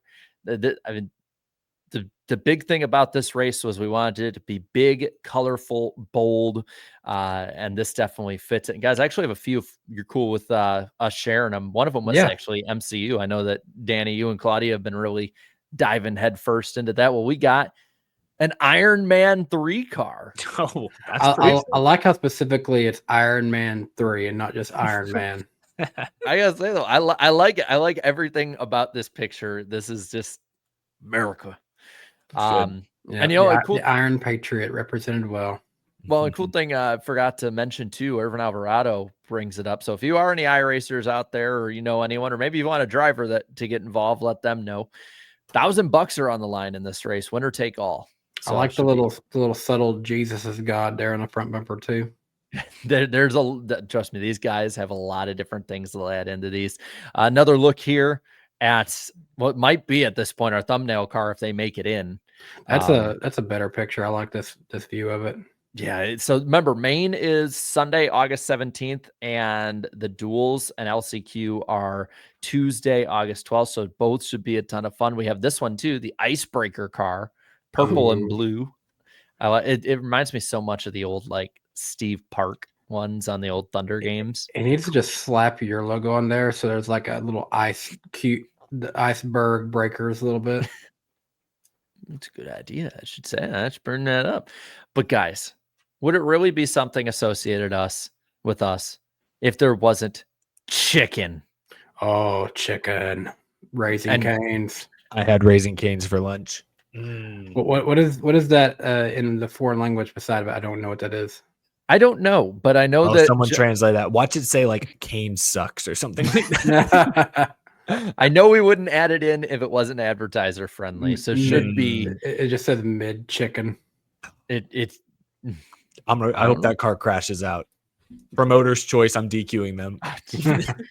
But it's going to be a ton of fun, and it's next week. That's the crazy part. I just realized it's next week. This year is flying by fast. And speaking of next week, we'll be live on Danny's channel the day after the duels, August 13th. And old John Ramos, John Player, IDK Player, whatever you want to call him, will be on the show with us, the professional boy.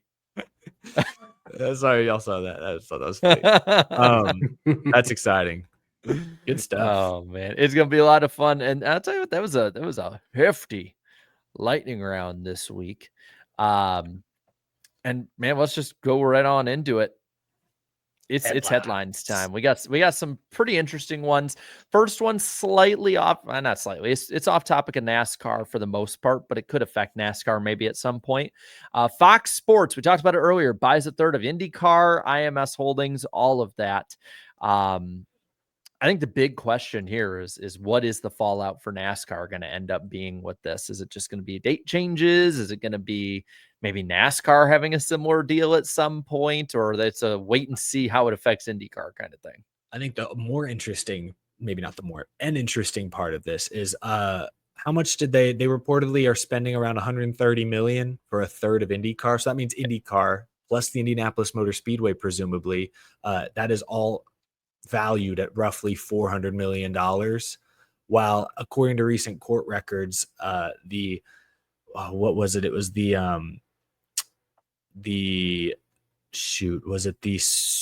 legacy? No, who's legacy dealing with right now? Rick Ware. The Rick Ware transaction. So basically 2 Rick Ware charters, the Rick Ware racing team. Apparently that was valued at 150 million.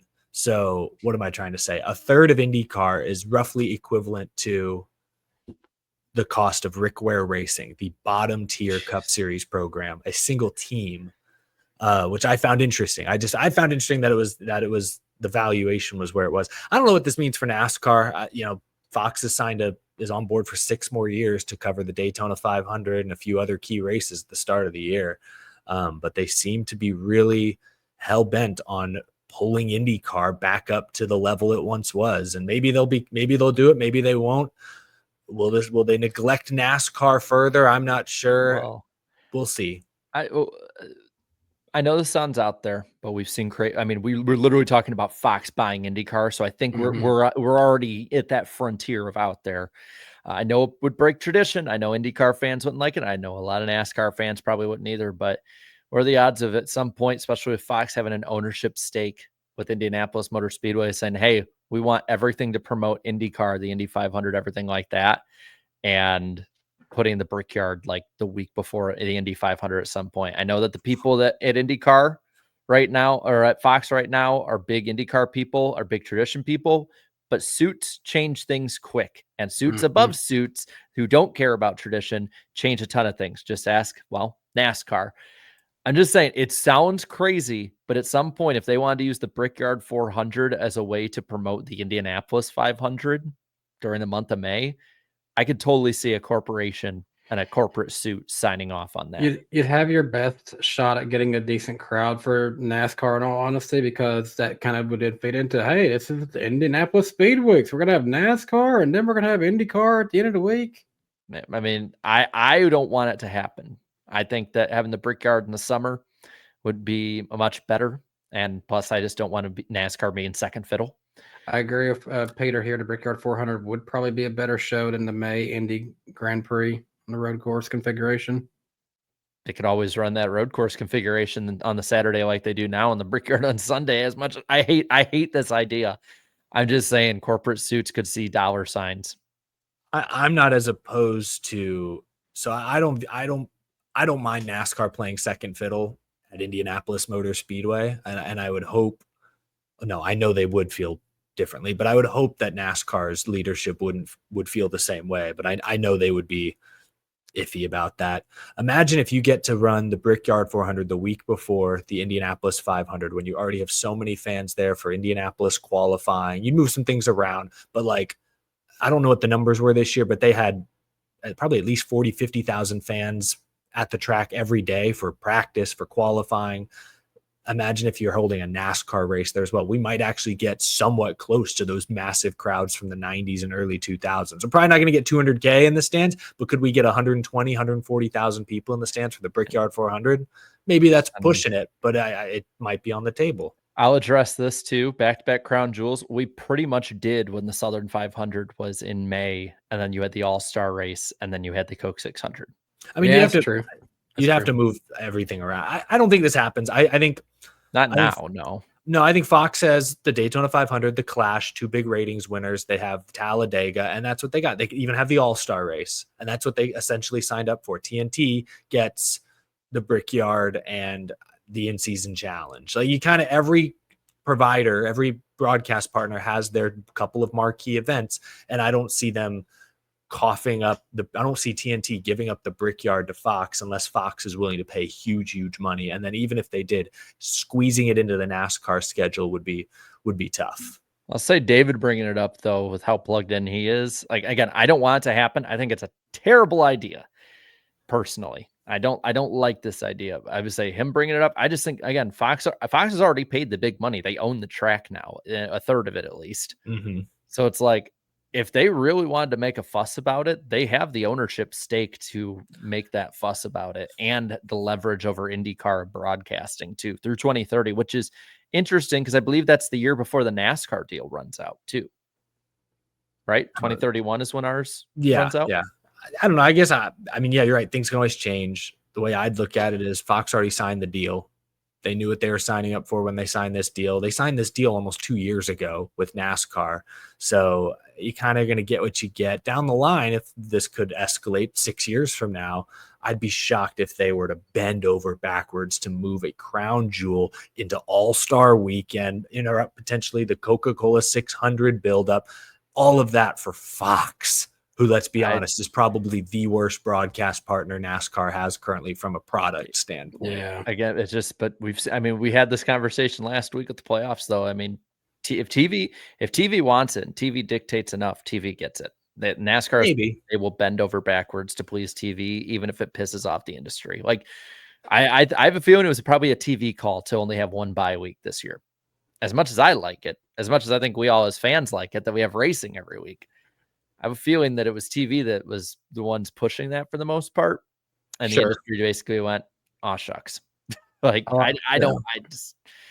it's going to be rough if it I like this super chat from K Pro. We can fix this all. Turn FS1 back to speed. But at this point, with the way Fox is being run in general, I think even if you slap the speed logo back on there, it'd just be nostalgic for like 2 races, and you realize it still sucks.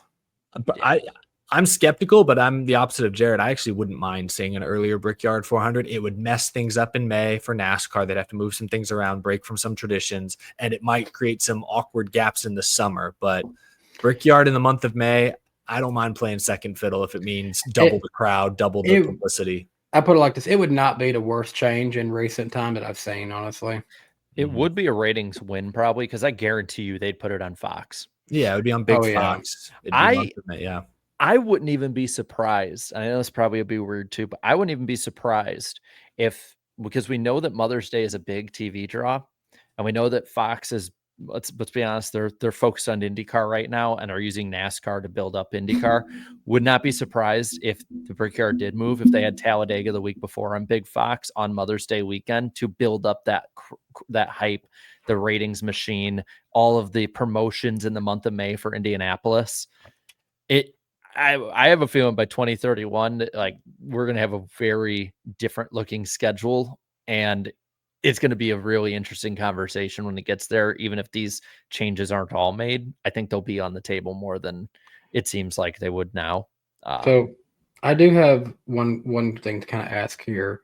Mhm. You know, it seemed like before this, we were starting to have questions of, does the IndyCar series have a long-term future if the direction it was heading in? Does Fox money coming in kind of save those talks? What do we think there? I mean, should we call David? Because I feel like as I know as much as I've heard him talk about on his channel when it comes to this. I feel like the money in general just keeps everything up, and it feels like this, because I've noticed all NASCAR fans, the way we've all talked about, is like, ooh, Fox, you're hitching it to them and their bad coverage, and IndyCar fans don't like the Fox coverage. But every IndyCar fan and every IndyCar expert that I've really heard talking about it is like, this is awesome, this is a great deal, we have backing, for long term. I mean, there's the deal goes through 2030, and I don't feel like Fox would sell all this stuff off right off the bat when they can probably build it up and then sell it. And it's just, F1, yeah, they have the deal with like Liberty, and then there's the NFL with their stuff with ESPN and Disney. It's like, this is the future. I have a feeling this is the future, where TV is going to just now start buying in and buying up these leagues, and I don't think it's a short-term buy for any of them at this point. I think the more interesting thing, and I watched one of David's videos on this, was the, like, Roger Penske. We know how near and dear open wheel racing is to his heart, and how this was a passion purchase almost when he took the plunge and bought up the whole thing.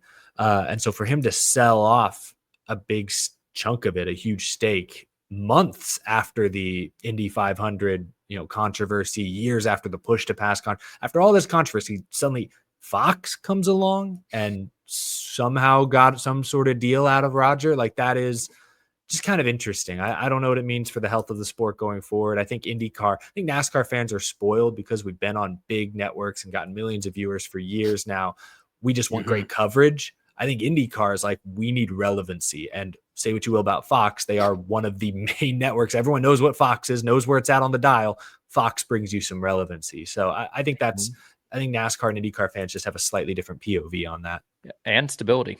I mean, IndyCar did have stability with NBC, and then there was that. I mean, there was that shakiness. We've talked about it in private. We talked about it with David. We talked about it with others. Like, there was that shakiness for a couple of years there, even heading into this year. And now they do have stability through 2030 and probably beyond with this purchase. But we could probably keep going towards the NASCAR side back again with some silly season schedule news, stuff like that. The big one, Caden Honeycutt, was released by Nice due to him signing, at least I think it's now official. I think it's official, but it's probably confirmed he'll be with a Toyota team. I've heard everyone's talking Tricon. Maybe Heim is moving somewhere else. That's all TBD, but yeah. Yeah, I mean it's kind of petty. I'm gonna be honest of Chevy and Nice, but we've kind of seen these things, not Yeah. maybe to this extent, but we've kind of seen it happen before a little. Yeah, I don't. I think at first glance, when we all first saw the headline, we thought, really, Nice? Come on, like Chevy, are really like that? You care that much about this whole deal? But then as the picture unfolded and it became unfortunately obvious that Stuart Friesen wasn't going to return to his truck this season, all of a sudden there was an opening. And it actually, I think, makes a ton of sense to go ahead and move Honeycutt over to a Toyota truck for the rest of this year. You now have a playoff driver going that needs a ride, joining a playoff team that needs a driver, and it's a deal that's going to go on into the future. And for Nice's perspective, you get Connor Zilic in your truck this week. I love Kate Honeycutt. Zilic is an upgrade this week. That gives them a legitimate shot to win this weekend. Win a race, get some playoff points. Like that could be really helpful come owners points time. Now, and I like Bailey Curry too. I don't know if he's as good as Kate Honeycutt, but I like Bailey. He's a solid driver, can do some stuff in the playoffs. So I actually think for both parties, I don't know if I want to call it a win-win, but it's not a lose-lose. I think both parties come out in an okay spot here. It's opportunity, I think is a good way. So there was a lot of talk about that through the week. I know there's the rumor, kind of reckless speculation of like maybe Honeycutt, could be somebody that goes over to Tricon or replaces Heim if he's to move, say, to, the Xfinity series or maybe in the Cup series if something were to open up. So I like Kate Honeycutt. I don't know what's going to happen. I mean, I think if Heim is out of the 11 truck, hopefully he's at least running full-time Xfinity or something. But I think you sniped the pick that I was going to do for predictions when I was going to predict that Honeycutt would make the truck playoffs. And I think you sniped me. And I was like, damn it. That wouldn't surprise me. I've been big on Honeycutt for a couple of years now.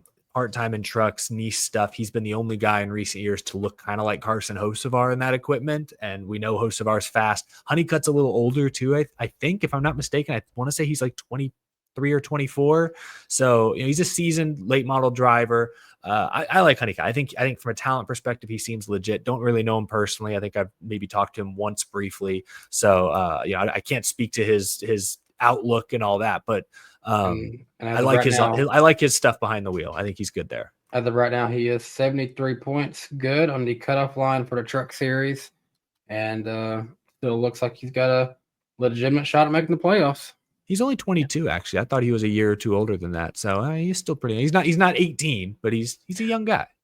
Now, Jordan Bianchi brought up a few other things about silly season we can kind of fire through real quick. One of the first ones is Justin Haley still has time, quote unquote, to turn things around to keep his ride. But it seems like if there's to be a replacement, it could be Daniel Suarez, though the team does not really see Suarez as an upgrade in any way over Haley. So what do we take? Do we think Haley saves his ride, or do we think he is on the losing end of a deal that happened to him getting into this ride last year? That kind of sucks from Suarez's perspective that I'm a 2-time Cup Series winner and you don't see me as an upgrade.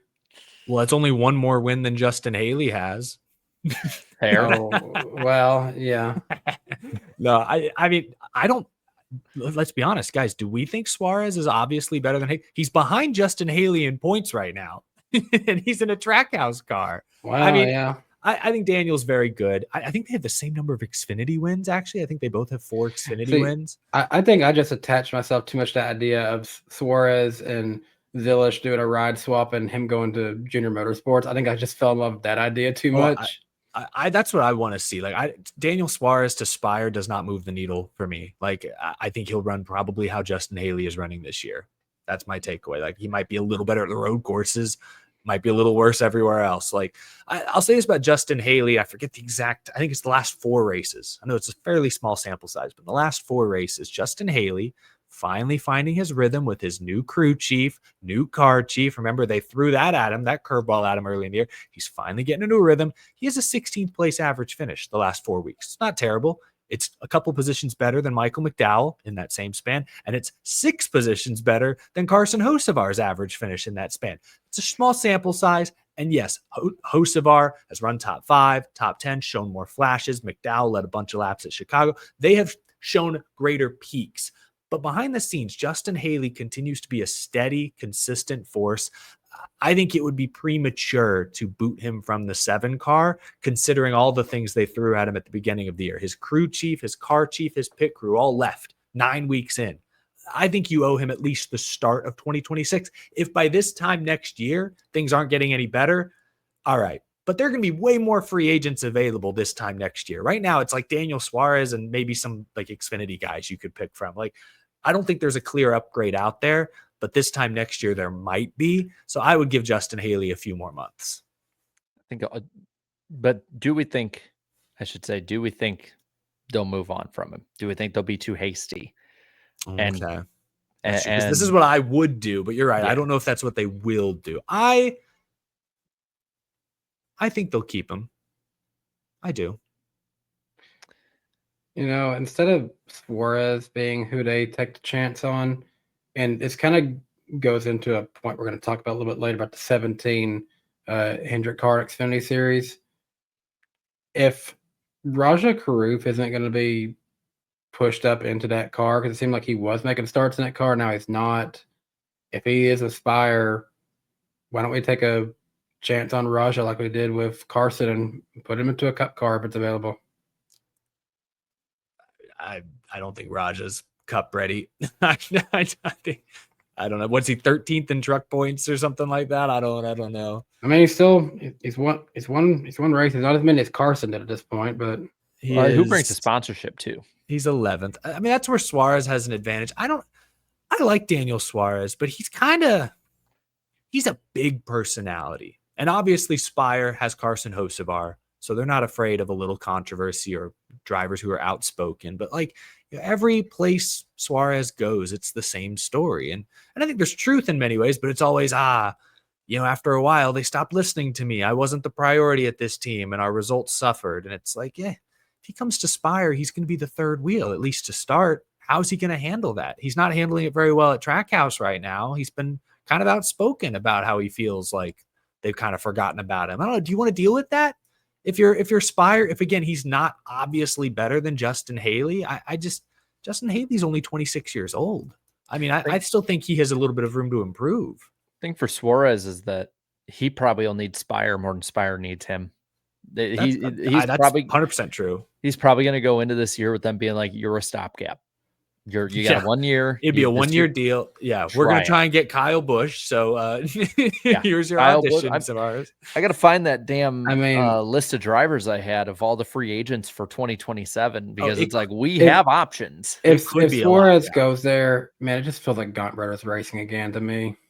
It's better than that, but because Gaunt Brothers, in terms of where this is for his career. I think it could be a stopgap in that sense. I think you're probably right. I don't know. They might not the team. The teams are way different. I would 3 weeks ago, I would have said, Haley's for sure going to stay for at least the start of next year. But after Bianchi's report, he's obviously very tuned in. He said that, he used the word scorching to describe Justin Haley's current seat. Like, okay, that tells me there's real consideration, but if I was in their position, I would not change it. Not yet, but I guess it's 50-50. Now, there is also talk with Dodge. There's potentially a Cup team in talks with them heating up. Could be announced some stuff soon. The rumor is Colleague. What do we think? We think Colleague takes the jump, goes to Dodge? They make a lot of sense to me. Yeah, I mean, they're not a key partner team. This could give them that opportunity. I'm trying to figure out how this makes sense for Dodge. Now, Colleague, there's been some rumors. I don't remember where they come from or if they're even true, so I hate to parrot them when I don't know if they're valid, but there have been rumors of Colleague potentially running a truck with Ram support next year. That makes more sense to me, but I don't know, like Colleague's a small team. Like if Dodge in the next 2 years is going to go Cup racing, I feel like they need a more established team, or I don't know, they just need something more. I don't think Colleague they don't have their own engine shop for starters. I think they share part of RCR's campus. Am I wrong there? Like it'd be like Toyota coming in and instead of starting with MWR or JGR, they started with Furniture Row. When they the satellite team. MWR wasn't anything really before 2007. They, and Toyota kind of sucked that first year. No, they totally did. I'm just, if you're trying to get your foot in the door and trying to do that, that could be the option they do. Because I mean, if I'm not mistaken, Toyota's most established team that they got their first year, I think, was Bill Davis Racing.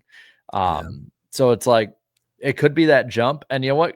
Like the same way Bill Davis Racing was for Toyota, like Colleague could just be the useful idiots, for lack of a better term, of just like, hey, we're just using you to get in. Maybe I could see that. Yeah, maybe. Look back at Dodge's first season into NASCAR in 01. They had Bill Davis Racing, the 22 of Ward Burton, 93 of Dave Blaney. They got really lucky getting Chip Ganassi Racing and Felix Sabates, the 40 of Sterling Marlin, and the 01, which was mainly Jason Leffler. But honestly, at that point, Chip Ganassi Racing still wasn't the power. I don't want to say powerhouse. They weren't as good as they would eventually become in 01, I'd say. Then they had Evernham Motorsports, which was a shot in the dark opportunity for Ray Evernham to start with them. Melling Racing, and Petty Enterprises, which was definitely not the Petty Enterprises of old. To be fair, Sterling Marlin did pretty damn good those first couple of years, and Ray Evernham was like, he would have been the hottest commodity with the resume he had. Like this one, we talked about it a few maybe months ago. At this point, we've had this conversation, so much for this year, but it just feels like, that Dodge this time around is not as prepared. It feels like, to kind of borrow what you said, Danny, it feels like a shot in the dark right now, that they're just shooting and just let's hope it works. So I need to rephrase a little bit. That Dodge did go to Ray Evernham, and that was, they literally were the factory team. They had Dodge all over both the cars. So they definitely had the most support coming from Dodge in that situation. In this case, maybe Colleague becomes that potential, team to get the most support by being the first one to want to get on board with them. But that eventually got them Penske Racing, which was ultimately their very best team for Dodge. Yeah, so maybe they do need a stepping stone. In that case, it could be Colleague, and then what if it becomes RCR? They've got an engine shop. Honestly, RCR, they build their own ECR engines kind of behind Hendrick engines. What if they just say, screw it? We're a Dodge team now. As much as we want to joke that blue collar team that they need some race cars, man, there's a lot of Dale Earnhardt fans who would be pissed off if they ever saw them go from anything other than Chevy. I know, but I'm saying drastic times, drastic measures. I don't know. RFK, Keselowski connection. I think people keep laughing at me when I suggest RFK. I think they're absolutely going to make some phone calls. I don't know if it'll happen, but 100% RFK's on the table. There will be a conversation at the very least. Yeah. I think the only ones that are for sure off the board are Gibbs, Penske, and Hendrick. But and maybe a couple others, but those are for sure. I do wonder what's going to help Dodge in terms of wanting to work with you as a cup team. Well, if Colleague is willing to do it, they're going to want somebody to get them some more time in the other series as well. So they are going to want somebody who will do more than just cup work with them. Kind of moving forward here, part of it also was talk of the future of the 11. Seems like Brent Cruz is seen as the leading possibility at this time to take over the 11 ride in 2028. What is he, 16 years old? Look this up. That's early to be already putting that kind of like label on him. That's the kind of thing. That's the kind of thing that shouldn't. That's the kind of thing that shouldn't get out public just yet. That's Joey Logano pressure, and we remember how that. 17 years old. Like you're talking about a 17-year-old who's made what? A few NASCAR starts, period, at this point, and you're already saying he's going to replace a future Hall of Famer in 3 to 4 years. Like, he might. I'm not saying he can't. I think he's very talented. Everyone speaks very highly of him, but that shouldn't be public yet. You know what I mean? That can be the kind of thing that Joe Gibbs is putting like deep in his has deep in the recesses of his mind. Like, hey, let's remember this. Doesn't this remind you of Joey Logano a little bit though? Oh, it's just like we were hearing same team. Yeah, we were hearing in like 06 how he was set up for he was going to be Stewart's replacement. Mark Martin wanted him to be the replacement for him. That's true. So that's true. But it didn't work. Not a Gibbs. Because that pressure, all of that adding up over time probably hit, and then you rush them up.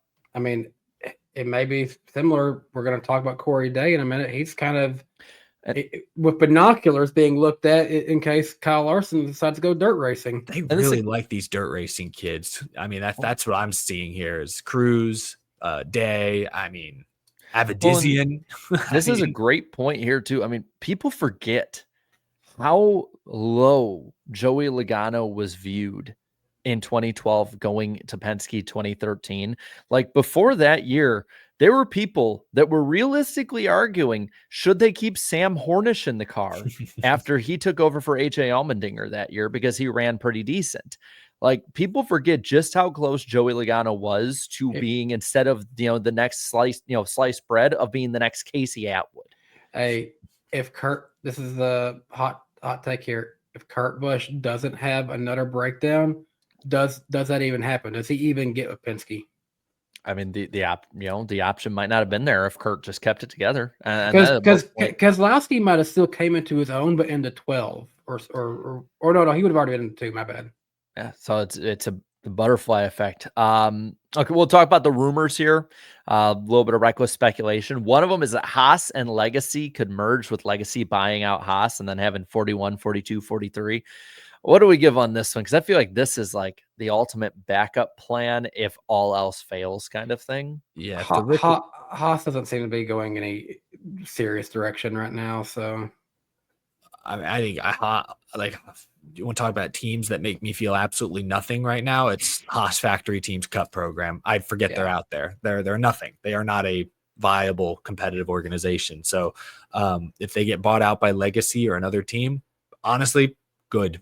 I think at least Legacy seems to have some sort of a direction. I mean, nothing against Cole Custer. I don't know what that does to his career unless Haas will bring like sponsorship to Legacy with this. Yeah, if it's a merger, that's interesting too, considering Jimmy's very global, Haas Formula One. I don't know where the connection, there could be like, oh, Jimmy sees this as a chance to turn. I think you talked about this before, to turn Legacy into more of a worldwide, international, culturally relevant brand, more than focus on winning a NASCAR race right now. Yeah, they all have these, but yeah, I agree. But this is how he talks. And so I could just see, a merger being interesting. But right now, if I were to say which team is more interesting, I'd say Legacy is more interesting than Haas. And so I'd love to see. I want to see Legacy get a third charter eventually, because I think it'd be interesting to see who they put in that seat. But whether they get it from Rick Ware or Haas, I guess remains to be seen. I'm with you. It feels like this might be a backup plan. The other part is a little less explosive. Corey Day rumored to take over the 17 Hendrick Xfinity car full-time in 2026. I say not as explosive, but I find it interesting taking a Hendrick prospect and keeping him in a Hendrick car full-time rather than JRM. Yeah, that would mean Hendrick, I guess, is really fully committing to the Xfinity series. Is Hendrick full-time in Xfinity this year? Is that car full-time? It feels like it has been, but maybe not entirely. I don't think they've run every race, but I will pull that up and see.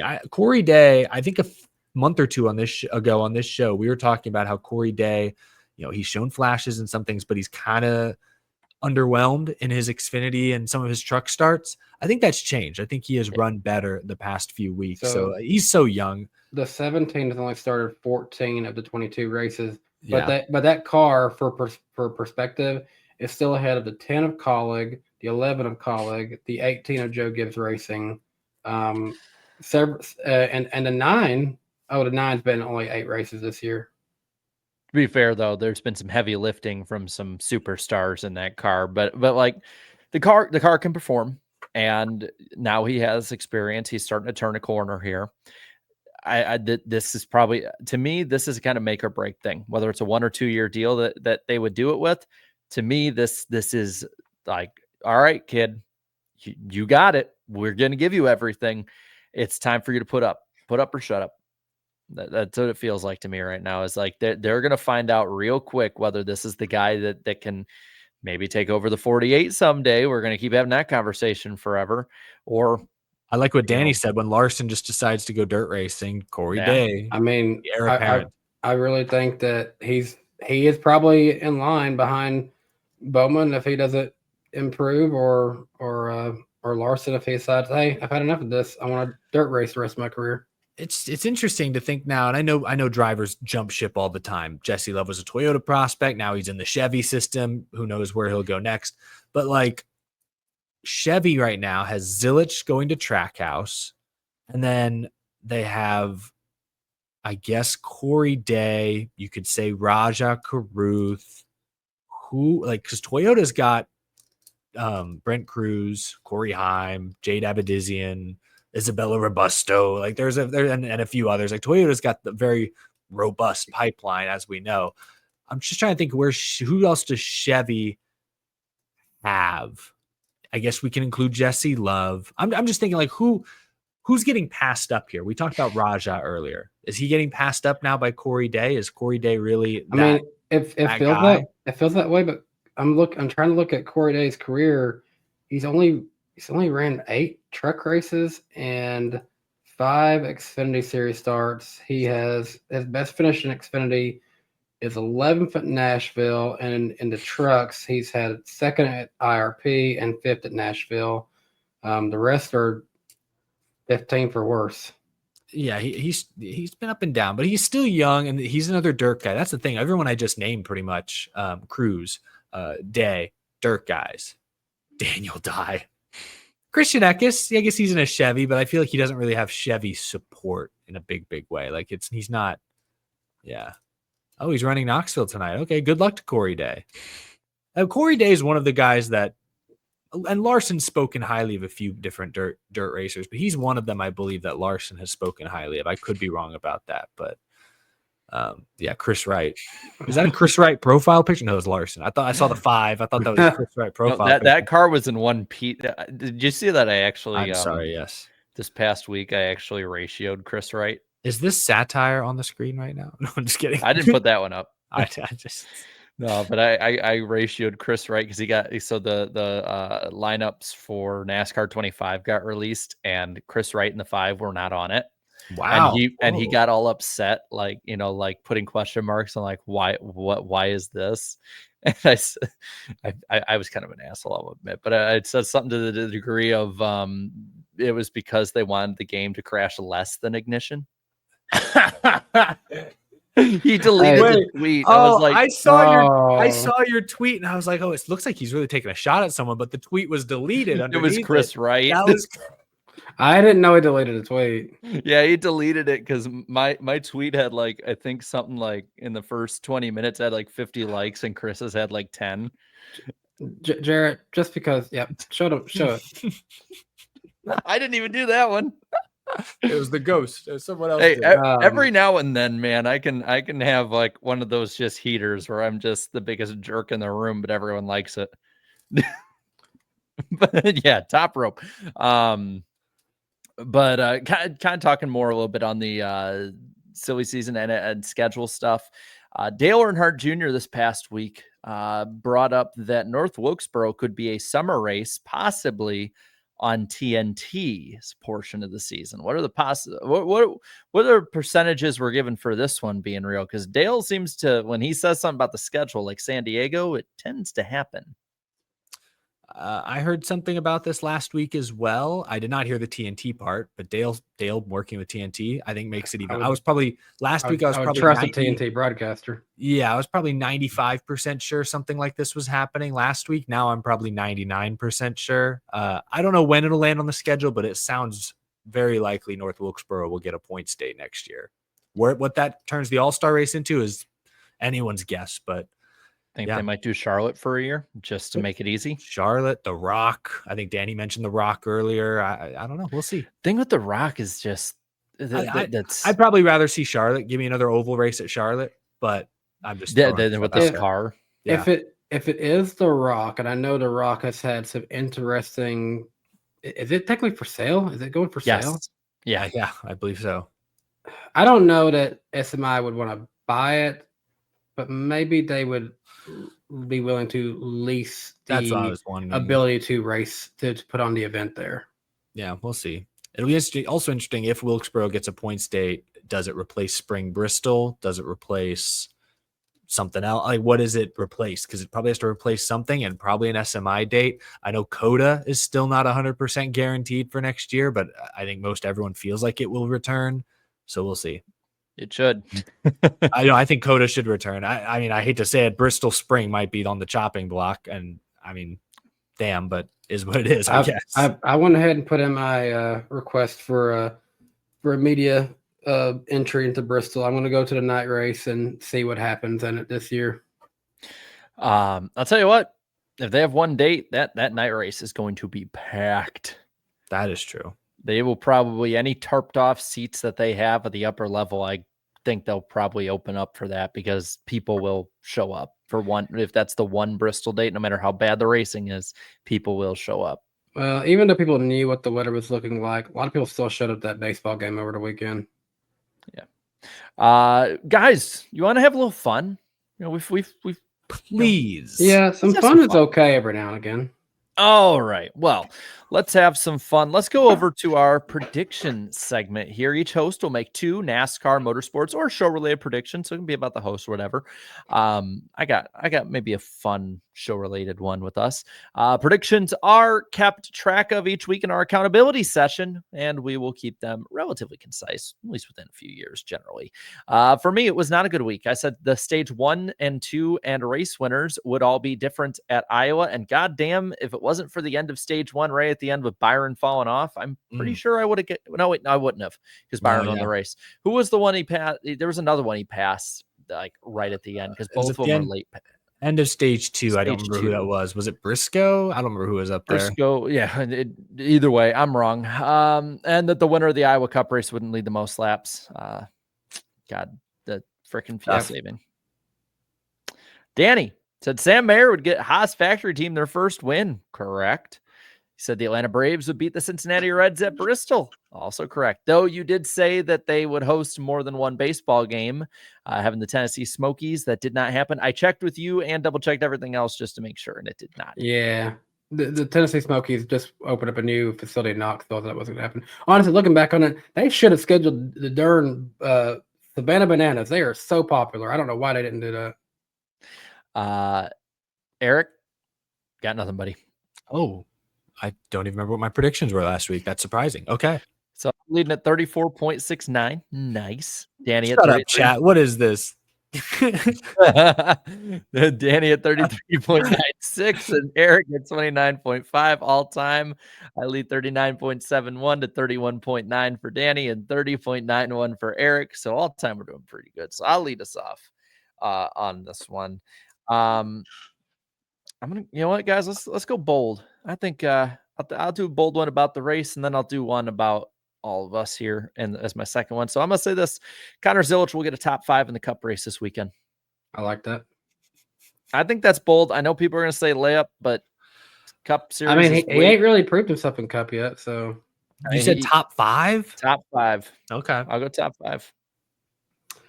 my first one, Chevy will sweep the weekend. They'll win every single race. Even the ARCA race, or just the 3? Well, I'm talking the top 3. We don't look at want to ARCA. clarify. Yeah, We got to save that one for AWP eventually when we make that. I'll do you one better, Jarrett. Sort of.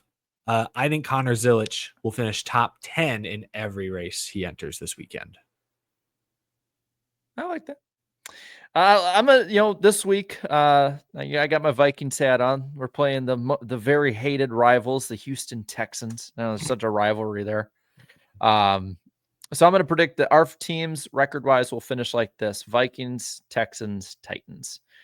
We got a rookie quarterback. That's going to make it difficult. That's why I don't think this is a layup. Also, the Vikings have a really tough schedule this year, and our dumbass second receiver got suspended 3 games because the dumbass got drunk and fell asleep on the highway because he's a dumbass. He's a great football player, but again, I don't know if I've said it before, he's a dumbass. The dumbest rear end you will ever see. I can't wait to trade him for a Jared, 2nd-round pick. It was a layup to put my team last, so I don't know. I mean, we've Texans disappointed and before. Vikings both have first place schedules. It's going to be tight. It's going to be tough. Yeah, Jordan Addison's a dumbass. I'm sorry, man. I'm sorry. I'm bitter, not because he won't play, but because of how stupid. This is the 2nd year in a row because he got in trouble for. Did he go to University of Georgia? No, I can't remember. I don't follow Probably. Let's college just enough. assume he did. He probably. The law of averages says he If- probably did. If it's a day that ends in It was Y, there's USC. if it's a day that ends in Y, there's usually a Georgia Bulldog in trouble for something. Getting pulled Let- over for something. He got pulled over for speeding last year, and then he tried the BS excuse, "Oh, my dog needs to go to the hospital." And it's like, you're going 130 miles an hour in a sports car in Hey, Minneapolis. he really loves his dog. Yeah. He went to USC. Yeah, never mind. Damn. That's Southern LA for you. What an Mhm. idiot, man. Oh God. Yeah, go on. I'm gonna pile on too much on him. Yeah, but that's the cheese. All right. This past weekend, rain sucked for the baseball fans in Bristol. But you know what? Rain hasn't been all too bad for NASCAR fans this season so far. I think I saw it from Bob Pockrass that we've not had a single race this year get moved to the next day for the Cup Series. And you know what? It's going to continue that way, at least for the remainder of the regular season, that we will not have any races moved to the next day for the rest of the regular season. And that's not a layup because I got Daytona coming up. That's But about to say. You also got a road course where there's like no chance of it being rained out. So I don't know. That's fine. That's fine. That's whatever. I'm taking a big chance on Daytona you know why it's in a big August. No, that's not even the biggest chance, right? There's the possibility. I've been watching Ryan Hall. There's the possibility Virginia gets hit by a tornado on Richmond, or not tornado, a hurricane on Richmond weekend, and it's not Hocevar. Maybe Well, a tornado will spin up in it. My final prediction is Hurricane Hocevar related. The list is getting long. Wait, is that actually a hurricane name? If it was Hurricane Carson, would be crazy. No, my prediction. The list keeps getting longer. He's had some struggles at road courses this year. I just predict that Hocevar is involved in some sort of incident this weekend. Like either he gets spun or gets doored. Just he spins out or gets spun or has a wreck at Watkins Glen. Something's going to happen. All right, man. I think those are all some pretty good fun predictions. Let's keep having fun, guys. Unfortunately, though, for you, you're going to have to banish the chat to the shadow realm on your end because it is time for Random Driver of the Week. Danny and Eric are both tied at 26 apiece when it comes to Random Driver of the Week. Last week, Eric got Sam Ard correct. The week before, Danny got Steve Grissom. Eric got Junior Johnson the week before that. Dario Franchitti, Danny got from outside the U.S., and Jeff Gordon is who Eric got. I'm still pretty mad that I didn't get Sam Ard because I literally started to think, wait a minute, why did Jarrett know that fun fact earlier? And of course, Penny here saying, remember Bobby Dale Earnhardt. Michael will never let me forget it. We got to have him on again before the end of the year just so I can hear him talk about it when this segment comes on. But are you guys ready? Yes. All right. This random driver is a California native. So there you go. You can't give it away that easy. We know a lot of drivers from California. I think I know who it is. This random driver California? That's all you got? Take a guess. No. I'm not going to burn my guess because there's a lot of drivers from California. I might have to make a lot of guesses. Yeah, there's a lot of drivers from California. This random driver was nearly killed at the age of 8 years old when an out-of-control car struck him. So you know it's not Haley Deegan. Because that's him. Oh, I was about to say, I don't get it. This random driver was actually frequently pulled over as a teenager by police for reckless driving. Oh, wow. This random driver moved to Europe after graduating high school to pursue a racing career. Wow, I went to Europe, and that kind of changes it. This random driver raced in kart starting in 1990 in a co-owned car that was co-owned by comedian at the time, Bill Cosby. Cosby car. Avoid the drinks. Yikes. Okay. But enjoy the pudding pops. Oh, man.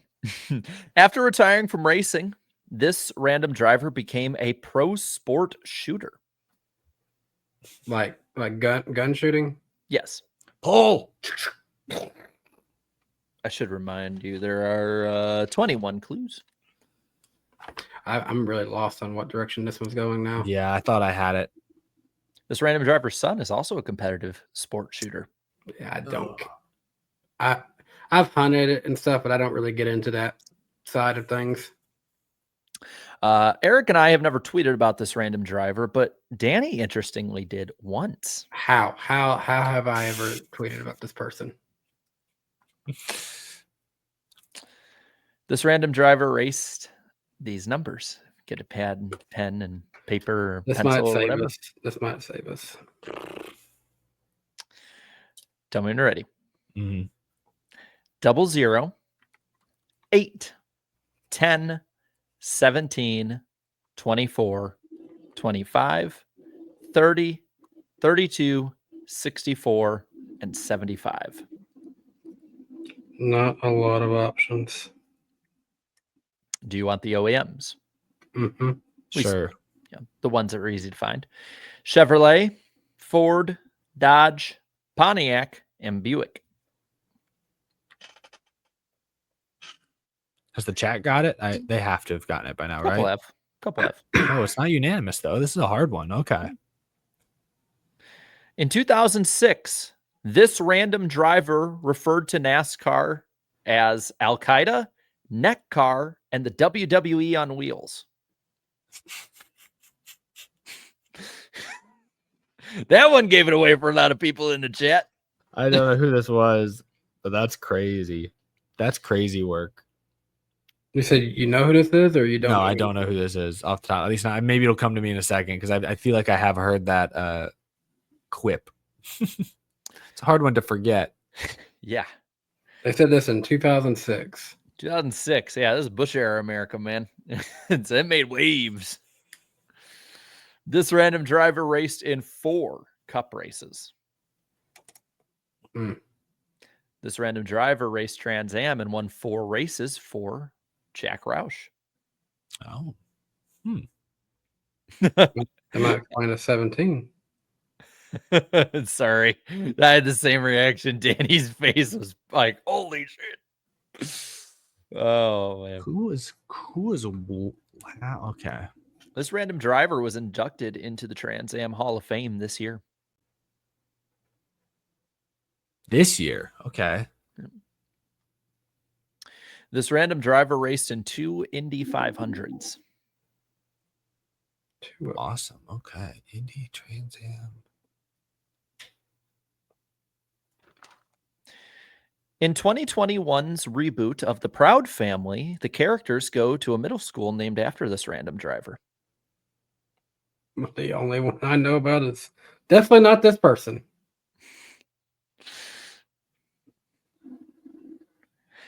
This random driver was entered into the 1978 World 600 by Humpy Wheeler.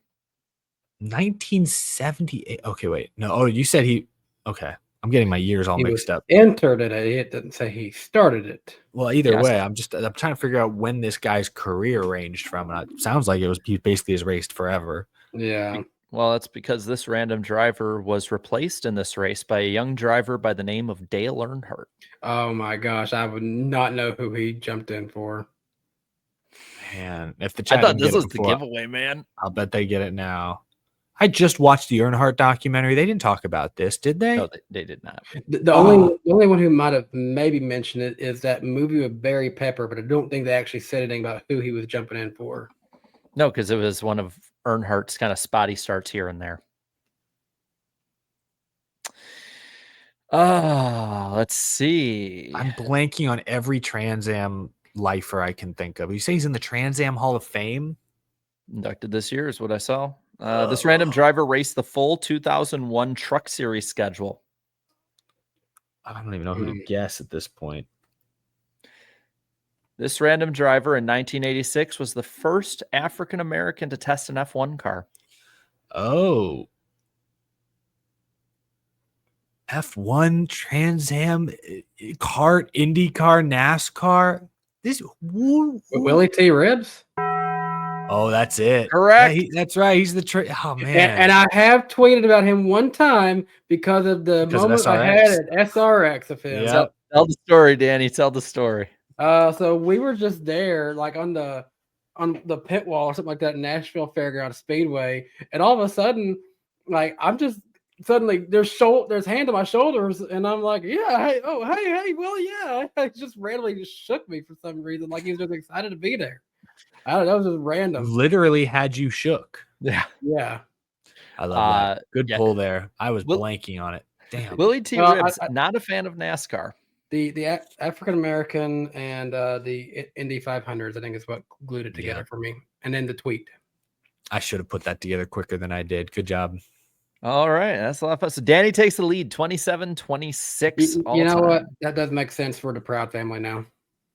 I'll be honest. I was not planning it. And then the Bubba Wallace thing came out today. And I was like, crap, man. If they watched more than just that clip, I'm screwed. What was the rest of your clues? I'm just curious.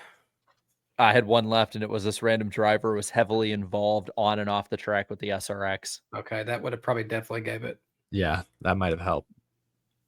All right. Well, guys, we've had our fun. Let's head on over to Watkins Glen, New York. We're going road racing again. Last one before the playoffs, right? Yeah. Indeed. Yeah. We got a stacked truck race this weekend. Yeah, we do. And by the way, I think it's the first time since Daytona, all three series have full fields. Sweet.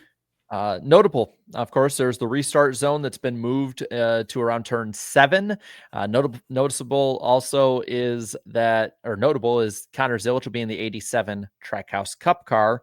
In the Xfinity Series, Shane Van Gisbergen will be in the 9 with JRM, Michael McDowell in the 11 for colleague. So it's going to be, I think, a stacked field all around, even if it might not look the greatest at first. And then the truck guys, my God. We got Kyle Busch in the 07 for Spire, Zilic in the 45 for Nies, Christopher Bell in the 52, and Chris Buescher in the 66 for ThorSport. Like, my God, man. Got a murderer's row of choices for this race. I think of all of those, the only one I don't think could win this race this weekend is sadly Kyle Busch. Man. Maybe we'll see. I'm like taking notes as I go, remembering who's in what and everything. As for the races, we have the Mission 176 at the Glen on Friday night for the Truck Series. This will be 72 laps, which is actually surprisingly close to the Cup and Xfinity ones. 20, 20, and 32 is the stage lengths. 5 p.m. Eastern time start on FS1. I believe I just copy pasted and I edited some of it, but not the TV. So not CW, FS1 and Fox Sports app, as well as NRN for the radio. Defending winner, well, the last winner here was Austin Hill in 2021 for trucks. The big bully before he was the big bully. Yeah. The Mission 200 at the... Sorry, I was just going to ask, does that one have any fear of running into darkness starting that late? I'm just wondering. Maybe. I mean, if there's a red flag. The Mission 200 at the Glen, 82 laps, 2020 42 is the stages and laps for that. 3 p.m. Eastern time on the CW and MRN. 88 degrees, mostly sunny, 4% chance rain, 6% by the way on Friday, so that's good to go. Connor Zilic, the defending winner. And then the Cup races, Go Bowling at the Glen, 90 laps, 2020 50 is the stage. So the first two stages, by the way, are the same for all three races. 20 laps and 20 laps. 2 p.m. Eastern time start on USA and the NBC Sports app. MRN and SiriusXM radio have to call. 92, mostly sunny, 3% chance of rain. And Christopher Buescher is the defending winner. Guys, let's go and see the pick points and how they have shook out. I am leading still by 13 over the chat, though 27 back is Eric in third and Danny in the basement, 28 back. So right on Eric's bumper. Starting to spread out though a little bit overall. So, with that being said, this week it means Danny, you're the one leading us off, and you'll lead us off with who you think is going to win the truck race. Man, this is a tough one because there's a lot of talent in this race. But you know what? I like Connor Zilisch the best. Yep, I knew you were going to pick him. Damn it. Can I just say I am in the worst points position possible for this week because I'm way behind first and second, and I'm only 1 point ahead of Danny. So he gets first pick the week of Zilisch and SVG in their wheelhouse. Monkey man. The monkey. All right, shoot. I was really hoping you would not take Zilisch, but I have a backup, and it's boring as hell. It's Corey Heim. It's time. time. I'm honestly shocked you took him and not someone else. But Kyle's in the 07. I don't trust the 07, and I'm I not don't even thinking trust about him. I don't trust Bell in the 66. I'm Or, not I'm thinking sorry, about him. he's in the 52. Busher in the. I don't trust the other trucks. Like I'm not the thinking of any 11s. of them. Who are you thinking of? Don't I say won't- it. We'll, I won't we'll say. see. We'll see. Chastain? I don't Not trust him those either. trucks. Riggs? I think they're taking Bell. Jarrett, Wait.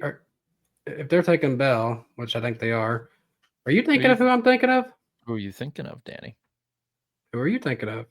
I don't know who you thinking of because I have my list ready to go. So I'm going to pick who I'm going to pick no matter what. I'll just tell you if it's who I'm thinking of. Who would have been my second choice. I as much as I want to go with one, I am going to go safe just because I like his ability to stay up front. I'll go Lane Riggs. Yeah, that's exactly who I thought Eric was going to take Why would I take Lane Riggs over Corey Heim on a road course? because he's. Did y'all watch Portland? No, I'm just picking I'm Riggs sorry, not because he's the Portland. best of the rest, man. I'm sorry, not Portland. Did you watch Lime Rock? Heim had I- like a 12-second lead. I'm literally on my fourth pick. Trust me, it went. Oh no, Lane Riggs is fine for a fourth pick. I'm just saying, I'm surprised he was your second pick. All right, here, guys. We have the Xfinity Series race. Danny, you lead us off again. Who's going to win Xfinity? Again, I was really torn on this one between two guys in particular, but I know. I don't think he gets them again. I'm gonna say SVG. Wow, I really thought when you said you were torn, I thought you were picking between Anthony Alfredo and Jeremy Clements. Oh yes, I debated on them too as well. Chris Wright would have had them both beat. But he's not in the field, so can't take Chris Wright. He's off the board. So I'm sorry, did you just take SVG, Danny? I did take SVG in All a right, 9. give me. I'm a Zillbilly this week. Yeah, Chad, I don't know why you kept saying 88 forever. You knew that wasn't going to happen. a monkey. Oh, monkey. All right, chat. Who y'all picking? Pivot chat. Pivot. and they were going 88 because they knew I would take SVG. Yeah. All right. Are they going 7? There's some 7 and 11s. We're going to go 7-11 for a Slurpee. Do I need to make a poll? I think this one is poll worthy. I think they might. Actually, I think it might be hold unanimous. on. It's starting to get unanimous. McDowell. They're going into McDowell supremacy. I think everyone forgot for a second that McDowell was in that car because I thought about picking him too. Why are you guys still No. saying 88? You can stop. Pivot. Some of them I'm probably behind, don't realize. All right, then I guess I'll go Sam Mayer. He's decent. That's a reasonable choice. It was a choice between him and Austin Hill. I mean, Ride, you gotta go with who's gonna be up front. ride while the iron's hot a little bit. Yeah, I mean, he has a 1.5 average in the last 2 races. That's better than Connor Zilisch. Yeah. For what it's worth. All right, who's gonna suck in the cup race? We don't have a graphic for that one. Kyle Busch. Oh, crazy man. I'll go with teammate Austin Dillon. We need to get some race cars. We are think in trouble. I think the Period. chat's going with Austin Dillon as well. Fair enough. and there was also a lot of 8s in there, to be fair. Let's make it a sweep of the suck around for RCR. I'm gonna go Kyle Busch. He has a really bad history in the next gen car. I looked up his stats and it's not pretty What at Watkins Glen? for the next gen era. Yeah. He was Oh. randomly good at Coda, and that was it. Well, he was also 5th at Sonoma or Chicago, I'm sorry, and 10th at Sonoma. I mean, I I'm don't surprised. trust Kyle Busch to have good luck. This Oh, is not. that's fair. Look, this is not for blue collar teams to succeed. Okay. So what ones might be dark horses this week then, Danny? Connor Zillish. So I'm going to take Michael McDowell as my dark horse. Ooh. Who's the chat got? They're going. I'm not willing to say that Connor Zillish can win this race, but I wouldn't be shocked if he's there. I think he'll be top 10 in pace. Just can he avoid trouble? Like he got caught up in a crash at Coda. Can he avoid that? Well, Jarrett needs him to be in the top 5. So Are they doing 77? Because I think you're going Hocevar. yeah. All right. Then I'm going to go with somebody who's been surprisingly decent at Watkins Glen next gen era, and that is Noah Gregson. I'll put him as my underdog pick. So, guys, we have reached the top of the segment, not the hour. Who's going to win the cup race at Watkins Glen? Monkey. I cannot believe he is taking Cody Ware. That is insane. Wow. Bold. I respect it, Danny. Cody Ware's a good pick. Shane Van Gisbergen, also known as Cody Ware to some people. Write down Cody Ware, Jarrett. He said it, not me. Where? All right. Okay. I know who I'm picking, but I want to see who the chat pivots to. I'm really curious who their second choice is. I think it's pretty clear who they're pivoting to at the moment. Is it? No, suddenly it's not. There was a Oh, lot. okay. I considered the 54. I really did. I'll let you guys have the 54 if you want them because I'm taking Chase Elliott. Well, that was their. Oh, now the 9 come in heavy. Too late. Nope. All right, and now I got to watch. Who we getting, guys? Who we getting? Pivot. Going 54? We going to go crazy? See, that's bold when you got the defending winner of this race, you know. Let's see. I see 54s and 87s. Should we? Well, now the 54 has slowed up a lot. I think they're thinking about it. I'm seeing some I'm going to put a poll. I think we made them think, like, okay, is this really who we want? Now there's some 17s. There's a lot of 87s and 54s and some 17s. I'm putting a poll up with those three. So let's see what we got. Come on. What's funny is that like on the studio view is like the one that's working, but then on the live stream view on YouTube, you guys know, like I'm seeing way back. Are they going? Do it, 87? chat. Do it. Be bold. Be brave. Are they going to go like 33, 33? Oh, now the 17 pulled ahead. Oh, now it's 87. All three of these picks are honestly pretty. Suddenly, aggressive. 54 is the lowest one. I would just. I think you just got to end it. They're doing it, man. They're doing it. They are going to be availabilities for a cup race. How about it? All right. Oh my god! I mean, I picked him for a top 5. So I mean, shoot. Give me the defending winner. I'm going Busher. Okay. Solid. I mean, not bad. He's statistically the best finishing guy in the next gen era at these type of tracks.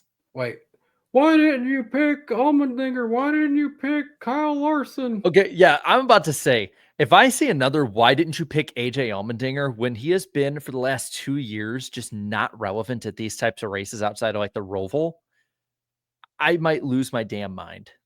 That team is like maybe a top 10 road course team right now, and it's not all AJ. No, it's the car. Do you mean like of holding them back is the car? Yeah, like I think AJ, like I think was it even this race last year? He had, or no, what race did he have a mechanical issue? Was it this race last year? I don't remember. But yeah, they have issues all the time, and it's not always driver's fault. So we have 2 Trackhouse cars. We have a Hendrick Motorsports car. We have an RFK car. Love it. Yeah. I mean, if you think of Trackhouse, back when Ty Norris was there being the spiritual successor of DEI, you have 2 DEI cars, a Hendrick car, and a Roush car. We're back in 2003, baby. I don't think the chat is happy about their pick at all this weekend. Well, Hey, you know what? Like, you put all the numbers in there, and 87 kept pulling away. I'm Like, just that's saying, on y'all. And y'all were starting to make 54 pull ahead, and you stopped. You thought about it. This is a democracy, and the 87 was really strong on the exit polls. Yeah, we Give don't. it to yourself. We're And not going to do a million. ultimately, it was going ahead of 2 different options. So Now, watch, he actually does go out and win. The chat's like, holy shit, this is amazing. I mean, If he does, good for y'all. This would be the most chat thing to ever happen to them. I mean, you remember the Ty Dillon pick that worked out for him? Oh gosh, Worked out is subjective, but yes, They got the most points out of the Cup race they with that did. pick. They did. but didn't get the most points. Period. Fair. It'll never. Jared, I wish that you made graphics the week when they actually picked Kevin LePage, not even in the race, because then that would have been funny to see no number Kevin LePage. I'd have to look up like the last number he ever raced, see if somebody put the font out there, and then be like, Kevin LePage. I mean, if they're gonna go full meme on it or something at some point, I'll do it. Or if they put like Norm Benning, like that should have been like when I picked Norm Benning, not Norm Benning, Jordan Anderson to win the truck race at Daytona, and then he missed the race. That would have been so embarrassing to tweet out. Or the time I picked Kyle Larson, was it Kyle Larson to win at Coda in the Xfinity race or He something got like rained that? out. Yeah. Yeah, Something or like the that. no, he had the flat. Who was the one that had the flat tire in qualifying that missed in Oh. the Hendrick car? That was one. I thought there was another one where they got rained out and their car missed, but I think Danny got hosed on that one. Yeah, like that would be so damn embarrassing. I would literally put the name in gray to be like, yeah. This is the thing too. I need to start tweeting at those underneath them, like just to remind y'all, we picked these on Wednesday because everyone thinks, man, you guys are stupid. What speed have they had all weekend? Yeah. Yeah, you should probably add picked on Wednesday. Yeah. Yeah. All right. Well, let's go on and finish this off. Where did we left off? I think after Joshua's 2, was it? I think we're here. Yeah. Wait, is here? You go for it. I popped up on the screen Yeah, if you just you- want to read what I Yeah, you pop them up and I'll read them. Can I use NBC's fuel mileage guy for my car? Jeez, says Pac-Man. That's Dude. funny. Like I remember, I think last week I said like it felt like they were kind of trying to pump it up. At this point, I think they're just plainly just off. They have not adapted to the next gen era. Mhm. Wheel impressive for the 20 here says people who are pro winning you're in talk about game 7 moments. Think about it. There's no moment that anyone reflects on fondly. Newman at Phoenix in 14, Harvick at Dega in 14, Dylan last year. The desperation's embarrassing. I think that's in response to Jordan Bianchi this week, who I've seen more and more like this thing. This is why I think he's above this guy. I've seen so many people comparing Jordan Bianchi on the teardown to Skip Bayless of just being contrarian a lot of times. And I have to admit, like on the teardown, it's kind of a good comparison. But the difference is Jordan Bianchi is actually a really great reporter and journalist. And he gets the scoops on things that nobody else gets. Whereas Skip Bayless is just basically a content merchant of like trying to get, engagement. He's an engagement merchant. Is he the one who had the clip? No, it is my turn. You said it was my turn. Yeah. Can't deny he's entertaining. He's entertaining. Yeah. He is. But I would not put Bianchi in the same sentence as Skip Bayless. I'm going to push back on this comment. And while I do hate the game 7 comparison, I feel like that more applies to the one race finale, which I agree should go away. But the playoffs have had a lot of phenomenal moments. I mean, Jimmy Johnson is a Hall of Famer because of his dominance in the playoffs. Yeah. He built a legacy off Chase success. Tony Stewart's 5 wins in 2011. Tyler Reddick at Homestead last year. Like I could name many stretches of races or even individual moments. Chastain at Martinsville. Some, what you might call game 7 heroic moments that have happened as a result of the chase or the playoffs. So we could play this game tit for tat if we really wanted to. We're not going to recycle the same conversation we could have this conversation every single week to me. And maybe once it gets relevant again, we can talk about it again. But to me, having a playoff conversation every damn week is getting boring. Blake says, I miss split I think it meant split screen, not split a screen. Split screen commercials, USA do better. Yeah, I got spoiled with even TNT. As much as they had gripes with them, like they did do split screen really damn well. Yeah. Andrew with 5 super sticker. Thank you. Bofo Prada says they dominated Darlington and didn't win. They dominated Charlotte and didn't win. They dominated Michigan and didn't win. They had a 5th place car on Sunday and finally had luck on their side. Don't sleep on the 24 the rest of 2025. Yeah, I mean, Great point. And you bring up those, those tracks or type of tracks. Darlington opens up the playoffs. There are 1.5 miles in there that are similar to Charlotte. Yeah. And Michigan always seems to prove who's the best of the best going in. So yeah, no. Pack fan says Elliott Larson rivalry renewing. Honestly, I hope so, because I love sitting on the sideline and watching their fan bases clash. It's fun. Justin Drake says Chase Briscoe is officially a pole merchant. 6 poles and 3 at the Crown Jewels. And with the win, him and James Small have hit their stride. And as a Briscoe fan, I'm loving it. Yeah, Welcome back, Ryan Newman. I know who I'm betting on to win the pole at Darlington. Ross Same. Crash Stain for the 5 says the Elliott Larson stuff is pointless. What are y'all fighting over? Does Mr. H love one golden boy over the other? Just poking. Justin says Chase Elliott saw 2023 Auto Club when he slammed Larson. Honestly, good for Larson giving it back to Golden Boy. And I like the dirt track guys. So good for Larson finally standing up for himself, unlike him and Dennis. See, the thing is, he's actually good friends with Denny off the track, it seems. Maybe that's the drama. Maybe are Chase Elliott and Kyle Larson not friends off the track? The amount of people I saw this week being like, Hendrick has to choose which one to get rid of. And I'm like, what? Where the hell did you get that at? The hardest choices require the strongest wills. Meanwhile, Bowman is just that. You know that meme of the skeleton at the bottom of the ocean? That's Bowman right now. Yeah. Kyle Larson, it's a bunch of dolphin emoji. I need to get the dolphin sound. That's like a SpongeBob reference. Oh, Can you yeah. kiss He was your mother cursing. with that mouth? Yeah.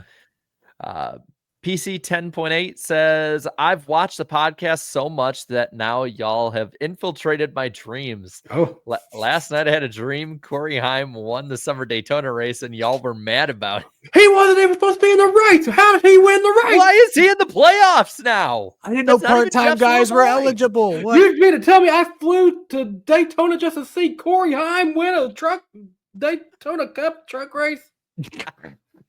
It's a dream. It could be a cup truck race. That's how my dreams work. Justin Drake for the real quick, have you noticed the trend of people on the NASCAR side of Twitter that are like, I had a dream last night that Bubba Wallace was in my room, or I had a dream last night that Chase Elliott did this, and I'm like, y'all, some stuff just like keep to yourself, people. I had a dream last night that my cat escaped outside, but then it wasn't my cat. Oh. See the fun. Okay, so kind of not a dream, kind of just so tired I'm hallucinating. The first week or two we brought my daughter home, I was so tired because I'd always get up anytime I heard her make a sound or anything. And same with my wife, that I got so tired that I started hallucinating different things, right? Like that I was like in that mid-twilight sleep, so damn tired I didn't know what was going on. And so there's a point where I thought I was rocking my kid, and then I dropped her, thinking I dropped her, and I freaked out, only to find out that I was so tired that my wife had already taken her like 10 minutes before, and I was rocking a pillow. Oh. I was so damn tired, and I was like, "Oh my God, Riz, I dropped her!" And, no, you dumbass! She's in her bassinet, you idiot. Wow. Not her sleep shaming you. Well, when it's 4 a.m, man, and I'm like, oh my God, I dropped it. You dropped a pillow. It's a pillow. That was her favorite pillow. Next time I come over to your place, Jarrett, I'm just gonna find a pillow and just be like, "There, little one." Just gonna start punching it. Like a maniac. Be like that scene Okay, Eric, that's dark. It's the maniac.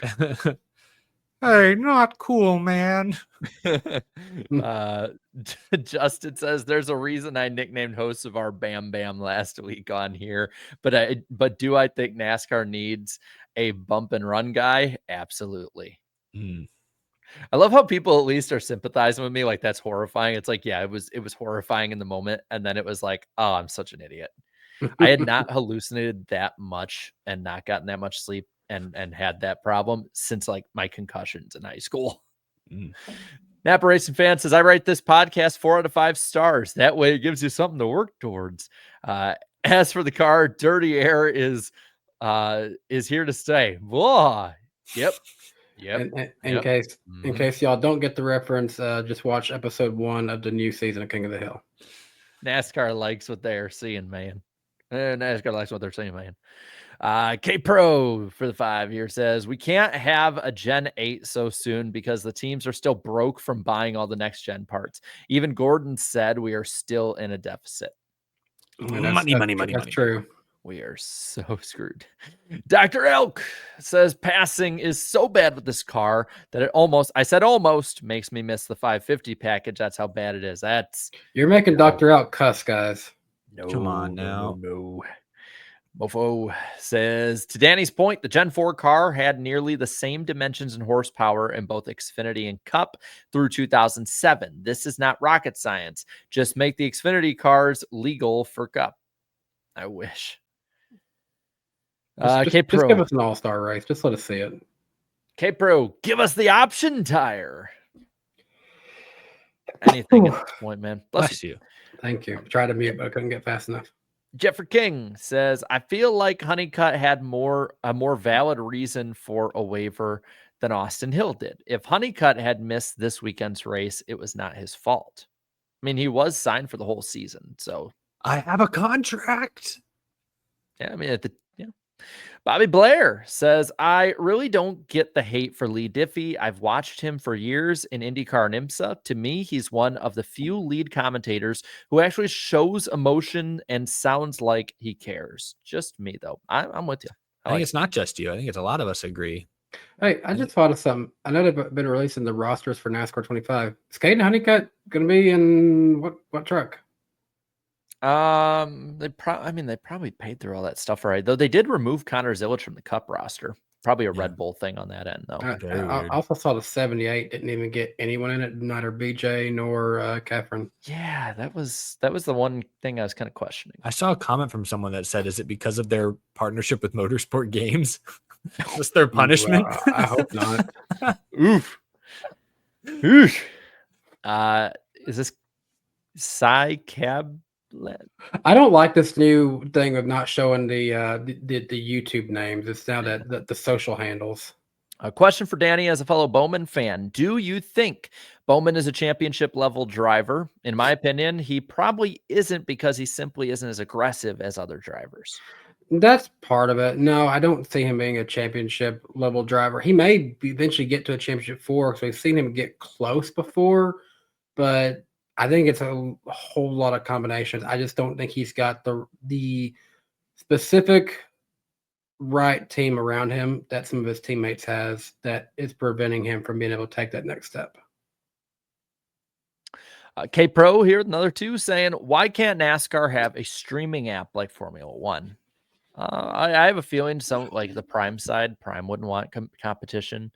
And then you also have like the streaming on HBO Max for the in-cars and other stuff. Like, I mean, it's probably a bunch of corporate contract stuff, I would assume. It's because they make so much money from these TV networks and streamers. And it's like, if they were to take some of that away from them and lose that money there, would they make that money back by a subscription service? And I don't know. I think they don't know. It's just why they're afraid to do it. I mean, for all we know, it sounds like Apple signing Formula One, like will F1 TV even still be around next year? Because would Apple want that competition, especially with the younger demographic? That'll be interesting. Like dislike. So speed weeks are back, but at Indy. Yeah. Let's go. K Pro, we can't fix this all turn FS1 back to speed. We can all fix this turn FS1 back to speed. Yeah. I don't think so. Month of May go crazy now. Nelson says IndyCar should bail. IndyCar should be bailed out by ESPN and F1 since that's the feeders. That's just wrong, man. That's so disrespectful, man. It is. Yeah. That sounds like an F1 elitist take. Mm. Spire should run the 7 like the NWR 55. What do you mean by that? Wasn't it part-time for a little while? You can't really I do that mean- with a charter now. It wasn't really part-time. It was more Michael kept missing races. That Hmm. was he had Oh, he had yeah. less than 0 points, like I think into like the month of April or May Oh, in 07. gosh. It was bad. West Virginia says Haley was rumored to take over the 48 last year. Still don't know why. This year he might get canned. What a roller coaster of I emotions. mean, I will say this probably hopefully this year put that idea to bed. Yeah, I don't think it's happening. And then K Pro, very generous tonight, says Haas is proving Tony right after all these years. On the struggle bus. Indy Carson says, hey, NWP, I had a great time in Iowa seeing Wisconsin's Sam Mayer finally win in 2025. Byron winning live in front of me for the first time was awesome. Glad you had a good time, Indy Carson. Yeah. He said he's not a fan of Larson, I think. And he picked a good one to go to because he just watched him fall back and back and back and back. And quick thing about Sam Mayer, I believe Danny wasn't in an interview you and I did with Sam where he was at Road America and we just sat like it was a pre-recorded one. We sat for like an hour talking football after the interview. We did. Come to find out, he's not a Packers fan. He is actually the only one in his family that doesn't root for him, I believe. He roots for the Cleveland Browns. I don't know if that's any better. Yeah, it's not too late to change. I remember him and I were having a not a debate, but a conversation like, which one of us is the more cursed team? Is it the Browns who are never good or the Vikings who just get tantalizingly close and then fail? And like I think we both agreed it was the Vikings because at least the Browns, like if they have a double-digit win season, is really good. Whereas like for me, I'm expecting that. Sly Supersonic with a 250 saying next gen car got hashtag next gen car got exposed again. Trendy. Is it exposed at this point or just streaking? K Pro saying this driver would have had a field day with Carson. What driver are we talking about? I can't see. Is it their profile picture? It looks like Rocket League to me. Yeah, maybe. That's what I'm trying to figure out what that is. I don't know, Margo. Sorry. Thank you, David Bell, for the 2. And then K Pro again. K Pro is like the MVP tonight, like showing up the most. The rookie Chris Buescher will win trucks. Is he technically a Truck Series rookie? I think so. I think this is his first truck race ever. We all pick Randall Burnett to suck. K Pro only talks in super chats. Fanap says, what's your favorite obscure NASCAR lore? I saw this one and I couldn't really think of anything. I mean, I had the statistic this week that I put out there that Dale Earnhardt Jr. has like a ton more lead lap finishes than his dad. And what was funny is like everyone was giving me a bunch of hate and like people were like, this is so stupid. Even Dale would tell you were stupid. And right like 10 minutes after that happened, I get a notification on my phone. Dale Earnhardt Jr. has liked your X post. And I was like, ha, I was right. Sticking with favorite drivers, mine is that Ross Kenseth won an ARCA race on FS1. That's right.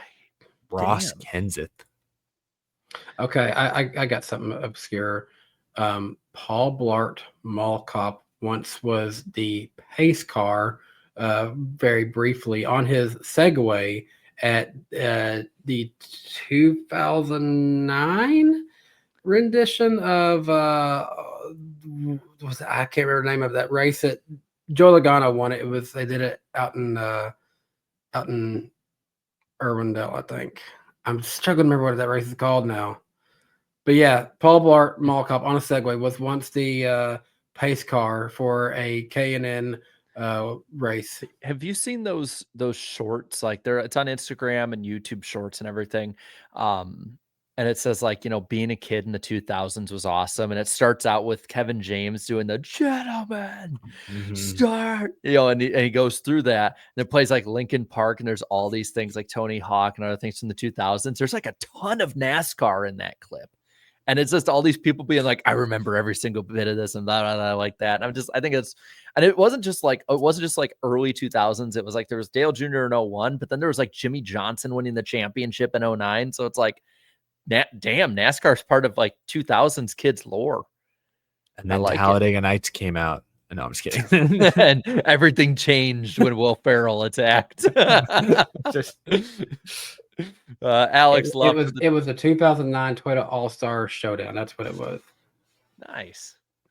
Alex Luft with the 20 years saying, part of the reason Watkins Glen is my favorite track is because it was the first NASCAR race I ever went to in 06. My family and I decided to go day of the race because my dad noticed I felt down about not being there. Well, I love that. That's awesome. nice. That's really cool. Good stuff. Cryptoplasty saying, I'll be at the race Sunday. I live near the track and go every year. Hope to see you guys there one day. We'll definitely try to go there one day. It's just not on the schedule right now. Yeah, same. Blue Jimmy for the 5 years saying, I haven't gone to a NASCAR road course race in all of my years of attending races. That finally changes this weekend. Perfect escape from the Mets. Yeah, I need to escape the Cubs at this point too, because they're looking like trash. Make sure that you have some comfortable tennis shoes and just be prepared to walk around and take in as many views as you possibly can. At least if Watkins Glen is anything like the other road courses I've been to. Skip was great for 90s. What, Sea Boys? Cowboys. Yeah. Cowboys. Oh, okay. Skip Bayless. The only reason And I know Last anything Name about Bulls. Skip is because just like my wife, he is a diehard Cowboys and Oklahoma Sooners fan. So we like to Skip. laugh at Skip's tweets on college football Saturdays. And he's also the biggest Shador Sanders supporter there is. Skip. Nick saying, I had a nightmare a couple nights ago where Fox covered the second half of the season. It was pretty frightening. I mean, I think I told that story when I had my daughter watching the truck race. They went to commercial after she was like invested in watching the trucks and started crying. It was like Fox makes newborn babies cry. Why am I just imagining that guy's nightmare with Mike Joy and Jamie Little with devil horns and fire behind him just laughing. And he's going to the line, and that's it. That's the call of the Daytona 500. it's Joey Logano. Mafire says, what's your favorite Jeff Gordon and Jimmy win? For me, Jeff Gordon definitely has to be the one I was at, his last win at the one at Martinsville. That's a good one. Jimmy, damn, man. That's the thing. I didn't appreciate Jimmy because he won so goddamn much. I guess my favorite Jimmy win is 2017 Bristol, because that's the only time I ever saw him win in person. See, I never saw him win in person. That's the crazy thing, because I went to so many races through the years. So it's hard for me to actually. And also, looking back on it, 2017 Bristol, that was almost one of his last wins ever. So it's pretty cool I was there for that one. 2011 Aaron's 499. I was a junior fan. I was pumped up. I'm sitting here like I can't think of a single Jeff or Jimmy win that I enjoyed. You know, a very obscure Jeff Gordon win. 2009 Texas in the National Guard car. That's right. That's right. He ran the National Guard for that year. The silver and black. Honestly, his National Guard car looked cooler than Junior's, in my opinion. That year, definitely. There were a few National Guard ones that were pretty good for Junior, but like those early ones. Sometimes they would do like something different on the hood of Jeff's, but I liked it when it was just that National Guard, that big giant logo on the silver and black flame car. That was pretty cool. Indy Carson saying, since 2013, I've seen drivers who I've never seen win in person every year in motorsports. 2020 is the only year I saw drivers I've seen win before. Wow. Isaac saying, hashtag I stand with 2311 in front row. Nice hashtag. Berg says, best race of the year. Mayor is so cute. Why do you think they enjoyed this race, guys? Why do you think they enjoyed this one? Is Sam Mayer winking in that profile photo? Looks like it. He's just smiling. He had the Joey smile that day. He's just cheesing. And that is the last super chat, by the way. Damn. All right. Well, thank you guys for coming on out tonight. Yeah. So much for being at 2.5 hours. We went 3. Yep. Next week we'll be live on Danny's channel, August 13th, with John Player Ramos on with us. And of course, remember, last chance you can. Links down below. Sign-ups for the NWP 400. Again, if there's any drivers you want or anyone that you think is interested in iRacing, tag them and see if they want to. You got one more super chat just come in. Oh, we did. Alex saying on that day in 06, I saw my favorite driver, Tony Stewart, finish second. That was the closest to seeing my favorite driver win in person. Damn. Close. So That's far, harsh. So far, my closest was my last trip to Dover. And Blake bringing up the new Brock Beard video is fantastic. Check it out. I'll check out all of Brock's stuff. He is amazing. He's paved the way for so many of us. We love Brock. I didn't see. What's his new video about? I didn't see. It's that thing I haven't been able to Let me really keep find up. it. I think it's on Oh, here Kenny it- Irwin. No, where's it at? Is it? I'll find it. What the heck? Why am I? Yeah, Kenny Irwin. Yeah. Part 1. 2 hours. Oh, yeah. He's You know Brock's gonna pack that thing full of information. and it's gonna be worth every second. Good stuff. But thank you guys so much for coming out. Of course, we'll be live on, I'm pointing the wrong way, Danny's channel. next week. Yeah, come on over to Danny B Talks. I got some cool vlogs to watch over there. Just actually went and rode BJ McLeod's Pigeon Forge Racing Coaster over the weekend. Go check that one.